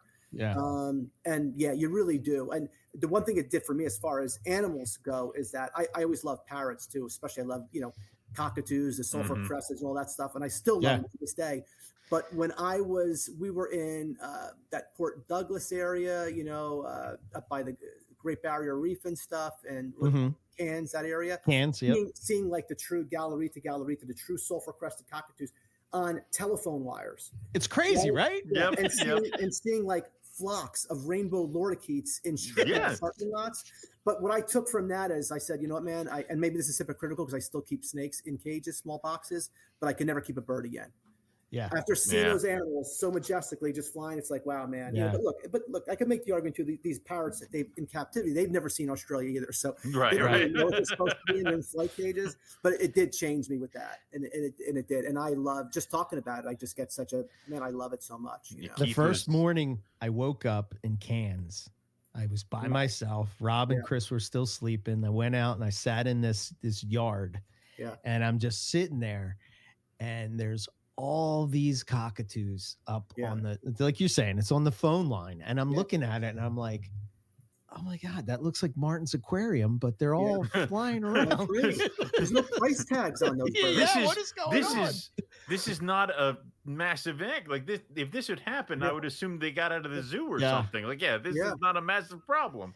But from then I was hooked. I mean, from it's just like I have to keep coming back here as much as I can. Keith was dying to see the black ones when we went. Like it was like, well, I remember we got out for lunch, and there was some black cockatoos flying, and he's standing there in the parking lot, and they banked and they flew away, and he's like, "Damn it!" They're amazing. I saw them over there, but unfortunately, the ones I saw were in a wilderness type. It was an enclosed environment thing, the blacks, but. Right. Yeah, Australia it's just a bomb, man. I mean, it's just a bomb. Listen, I would love to find a giant, gecko over in Madagascar or San Zini or something would be pretty cool too. But it's tough to beat. Australia. I tried like hell to make that the honeymoon selection, and I got outvoted. Got denied. Yeah. Really? Well, it would be fine, but she doesn't want to go to the places I want to go. Like she's like, "Well, we'll go to Sydney." I'm like.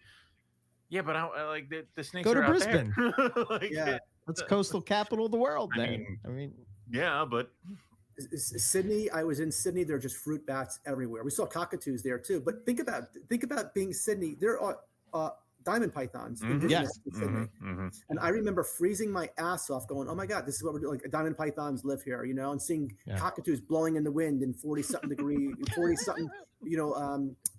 degree weather, thinking, and we're worried about them getting drafts at home. Right. So Sydney, it is pretty cool. But listen, I get it with the other areas that we would want to go. But if you had to go to Sydney to get to Australia, I would go. Oh, and I guess and then just leave, disappear. Just go for a couple days, and you're gonna do that, honey. I'll be back later. Yeah, I was kind of excited. I got to be honest. So we're going in October, me and Rob, and I don't know, Keith might go, and Teresa might go, and Matt might go, but I'm not sure. When you going, Eric? In October? October. Yeah, that's awesome. Originally we were supposed to go to the Iron Range to go see Chondros. That was okay. That would be So I just spoke to my wife about that. Yeah, the old York Peninsula. Cape York. York Peninsula. Yeah, and that would be, how much of a trek is that though? Right from. I think it would fly into Cairns and then you would drive up. That's pretty crazy. And Eric, I'm sorry, I don't know. So you are married, correct? Yes. Yeah. So would your wife go with you, or no? She has no interest in it, or? I think she does want to go, but I think I would have to go with me and her. But she does love nature, and she loves when I'm excited, like when I have that schoolboy grin on my face. Grinning like a moron. Yeah. She's like, oh yeah, okay. Happy moron. Happy moron. Yeah. I do the same thing. So I think I keep telling her, I think she would absolutely love it. And if she doesn't experience it once in her life, she's missing out. But the fly, I'm being honest with you guys, I would not go field herping there just because, look, I know who I am, and I'm comfortable with who I am, and I couldn't deal with all the insects. I just couldn't. I'm pretty transparent, actually, if you hadn't noticed, and I get worried about the sunburn as well. Like it's just like I have no pigment basically, so I get nervous. But you can ask these guys. We get off the plane and I'm like, all right, where's the gift shop? Because I got to buy like 3 cans of SPF something, and I'm just going. And of course they're all like, And then after the first day, they're like, "Can we bum a can?" I'm like, "That's right." Yeah. You do not want sunburn in the middle of No. the outback. No, Yeah. no, thank you. Yeah. Yeah. But yeah, I'm I know. excited for you guys. I'm super jealous of you guys. So that would be an amazing trip. So Yeah. I told them I can't make this trip, but I told them if they go to the Kimberly without me, I'll kill one of them. So it's and justifiably, it sounds like. I'm like, if you go look for rough scales without me, I swear to God, you're dead to me. Like, oh man, if we found a rough scale, no, I don't want to talk to you. No. Oh my God. Oh, and when are you getting married? October 8th. So beginning of October. Oh, so that's when they're going in October. That's when they're going. So. They're going after. Yeah. They've been told they have to go after. Gotcha. Like, yeah, that's true. Yeah. Congratulations, guys. We're out. Peace. Like, and that's fine. I'll just stand by the window and cry as you leave. That's fine. But it's well, you have a lot of big stuff coming up for both you guys this year. So that's pretty awesome. Okay, so Owen, yes, we're almost at 2 hours. Yeah, do you have some questions? I do. Some Owen questions. Some Owen questions. You're on the hot seat now, Gary. Oh my God. And I feel it. As you should. Okay. If I can get the file to open. There it is. Okay. Maybe it's not so hot. Stop I know. So, all right, Gary. First question: what species do you regret passing on? A species that you had an opportunity for, but you did not take it and you regret it? I'd probably say Bowen's pythons, because I had a lot of them come through my hands over the years. They were always rare. I mean, they were never a common species, but I did have access to them. I actually imported some, and I wish I just kept those animals. That's a major regret for me. I'll say the same thing with basins. I had some amazing basins over the years, but we sold stuff years ago because we'd be able to get it again. It was no big deal until you weren't able to get it again. So yeah. Put basins and Boweneye in that. Yeah. Cool. All right, what was your coolest reptile moment? It can be breeding, herping, or keeping. Either one. Breeding, herping, or keeping. Coolest moment. Man, I gotta say, probably my first time I hatched chondros, an RFAT clutch, and I had tons of phone support. You would have thought I was in hostage negotiations. And this is happening, and what do I do now? And I got those eggs, and I was like, I'm telling you guys, I probably cried. I'm not exaggerating. And I was so happy, and it had to be just hatching some chondros. Yeah, that's awesome. Yeah, I think we're all chasing moments from like that first time hatching, like where you're jumping around your reptile room, again, happy moron. I did it. Yeah. And back then there was no social media, and you just had to call people. Yeah. Right. And so it was pretty awesome. All right. If you could give one piece of advice to the reptile community, what would it be? Oh my God, I would love to say, can we just all get along, support US ARC, all get along. We're such a small community, even though it feels so big, we're such a small community. So when people start disparaging the ball python keepers, I mean, to the outside world, we're freaks to everybody who don't keep snakes. So why are we going to further divide within, right? So I would just say get along. But as far as like to a new keeper coming in, my advice would be, honestly, just to stay focused. Don't always be chasing the next animal. Just really master what you plan to get and master that species. And then, definitely grow the collection, but really just gain an appreciation for what you have and not for the new animal that's coming in next week, because I get the fun of that, right? A lot of this is the chase. Oh, yeah. That's a lot of the fun too. So, yeah. All right. That's great advice. It is. Yes. If you could start your reptile keeping career all over again, would you change anything, and what would it be? Well, in my defense, I really liked my plan of attack. My plan of attack years ago was just like, I love chondros, so I'm going to keep breeding chondros, and I'm going to keep fine tuning them. But I didn't count on losing a lot of those animals. That's what I did. That's what I didn't count on. So to answer your question, I can't take responsibility for that one, because obviously they died in my care, so I'll take responsibility. But if I was going to change anything, I probably would have gotten heavier into the basins back in the day, and I probably would have had a nice size group of basins right now, in addition to the chondros. So cool. And I guess they'll do one last one. Did you have a role model or mentor when you entered into reptiles, and who was that? Not when I entered. I didn't really know anybody. I used to tell my mother though all the time, if she doesn't let me get a snake, I'm going to kill myself. You know, I was 14. I was like, I wanted one. I'm like, I'm a good kid, but no, my mentor is. Hey, look, I have mentors who, like Rico is a super mentor with me with Green Trees, without a doubt. But then I have guys today, like I have a support system today. Like when I was having problems 4 or 5 years ago, I have Bill Stagel, Marshall Mendez, Buddy Buscemi. I was getting on the phone with we were on a chats on instant messaging, all of us saying, hey guys, I got a problem, and so I have, definitely Rico, huge inspiration, big part of the reason why I'm successful with Chondros today. And, but even these guys today, I really, I count on them for support, and that's huge. Yeah, definitely. Cool. So, Awesome. do you want to toss anything out there by means of like social media, your YouTube channel, anything else? People can find you and bug you about carpets and chondros and other things. Yeah, absolutely. Well, hey, I'm going to be thinking about you guys because I'm going to shoot a video soon, like I recently did with green tree pythons. I'm going to do that same video with carpet pythons as far as just keeping them, Nice. We do this in our sleep. If you ask a carpet python keeper or breeder, they'll always tell you carpet pythons are easy. Well, they're easy for us because we've been doing this for so long.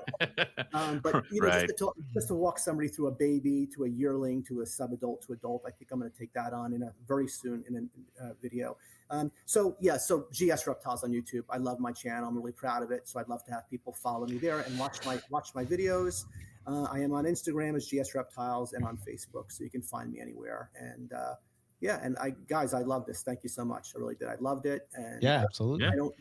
I haven't done this in a very long time. So it was great. And I got a lot of anxiety when you asked me, Eric. I really did. Not because of you guys, right? I see the caliber of guests you guys have. And I told Eric he's going to have to dumb it down for me because I'm not a hobbyist, man.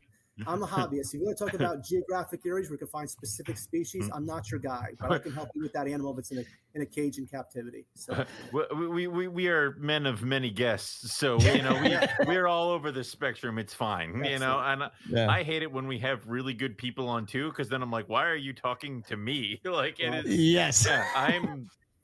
Yeah, I should not be asking you questions. So, yep. Well, I'm glad you did come on because I quite enjoyed this conversation. So I'm glad that I love it. Continuing this chondro kick recently of guests. What's going on with this? I mean, they are the other Morelia. What's going on with this? We have to sort of, spread some love too. And GTB Keeper Radio, they only put an episode out every, And Bill's retired. He has no excuses. I know. It's only when the sun and the moon are in the sky at the same time do we get a GTB Keeper Radio. Yeah. Well, he's going to be coming up kind of soon. We did schedule him for an important episode. Episode. We have to stroke the ego to get Bill Stiegel brought in the big on. guns. Yeah. So.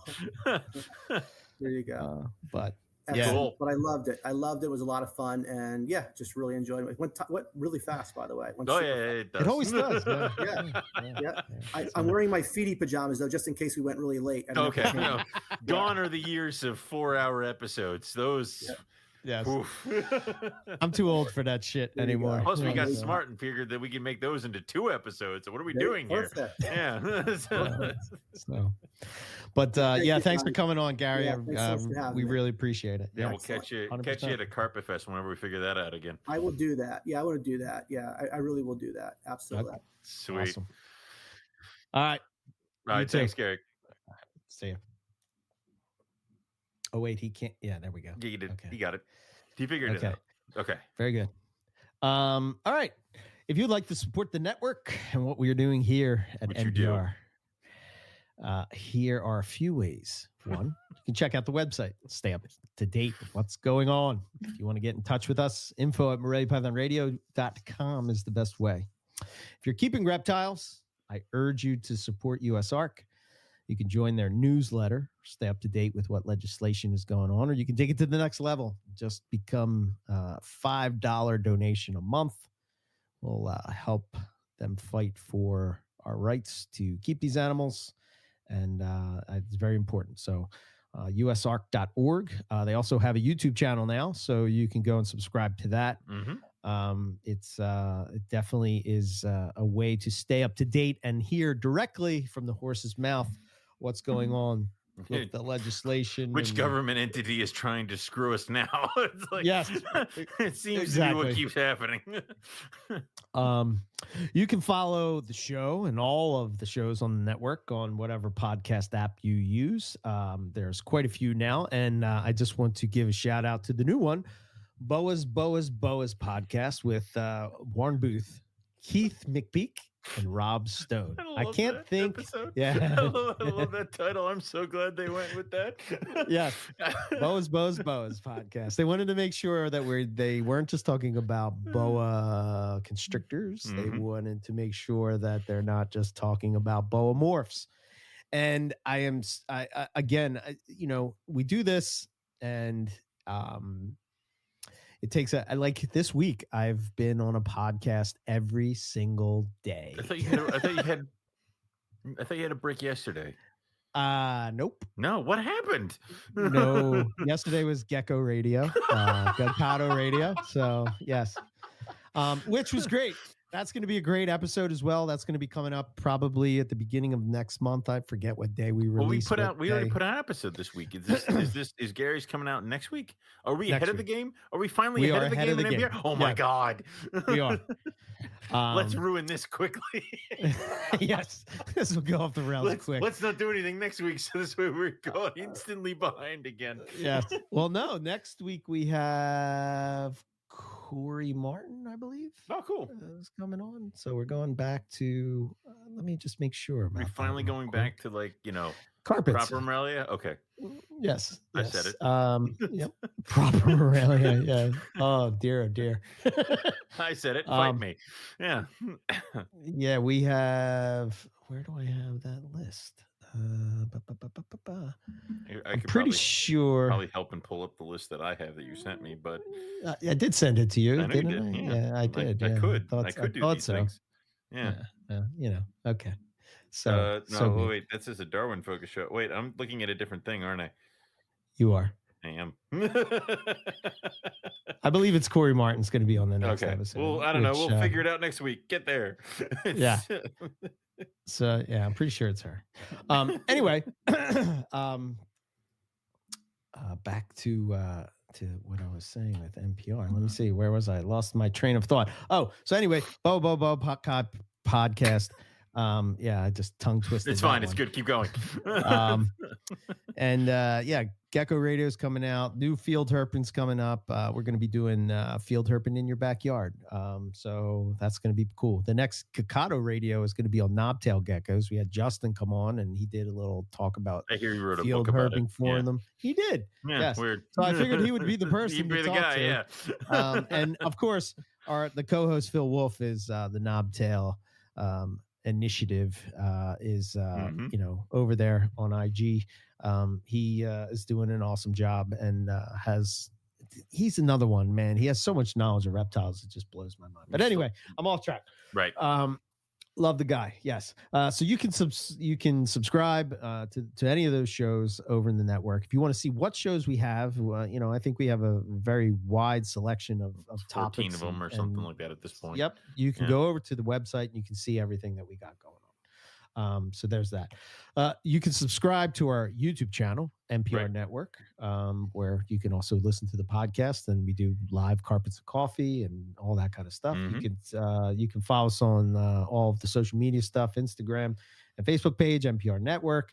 If there's a particular episode that you've enjoyed or you've got some information about it, please share it around to people so that we can get the word out there with good information.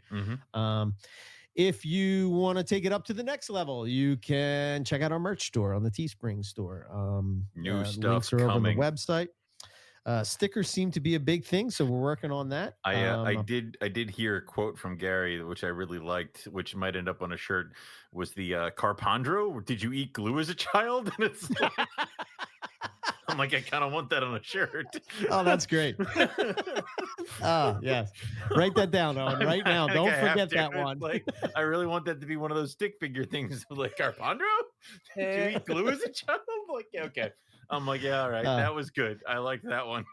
So yeah, there's so little time, so many podcasts, but once I think we're kind of at the point where We can't I fit keep anymore. saying this. Yeah, it's no more room in the inn, so to speak, type of thing. We keep making room. Yeah, somehow we keep doing it. But yeah, we're gonna get to work on the Teespring store and try to get some stuff going over there. Yep. And if you really enjoy what we do and you really want to support us and really enjoy it, I hate asking for people to do it, but we do have a Patreon page. I don't hate it. Join the Patreon. God damn it. And if you join the inland level, you get to come hang with us. Like Saturday, we're doing a Patreon show. Well, it would have been passed. Yep. Fuck. Yes. All right. Last Saturday, we did a Patreon show where we apparently had fun and people enjoyed it. I'm told. Yes. I was there, apparently. Yeah. You were there. I was there. You were quite funny that night. I'm glad I'm getting credit for this. Had a and good now I don't night's have sleep. to show up. It's like, no. Yes, fair enough. So yeah, that's everything that we have. Take us out, Owen. All right. For me, you can go to rogue-reptiles.com, check out all the stuff there, as well as Instagram. It's rogue_reptiles. We got babies coming out of our ears at this point. Well, not really. We just have a limited amount left. Please make them go away before new babies hatch. That's all we got for everybody this week. So we'll catch everybody back here next week for some more Morelia Python Radio. Good night.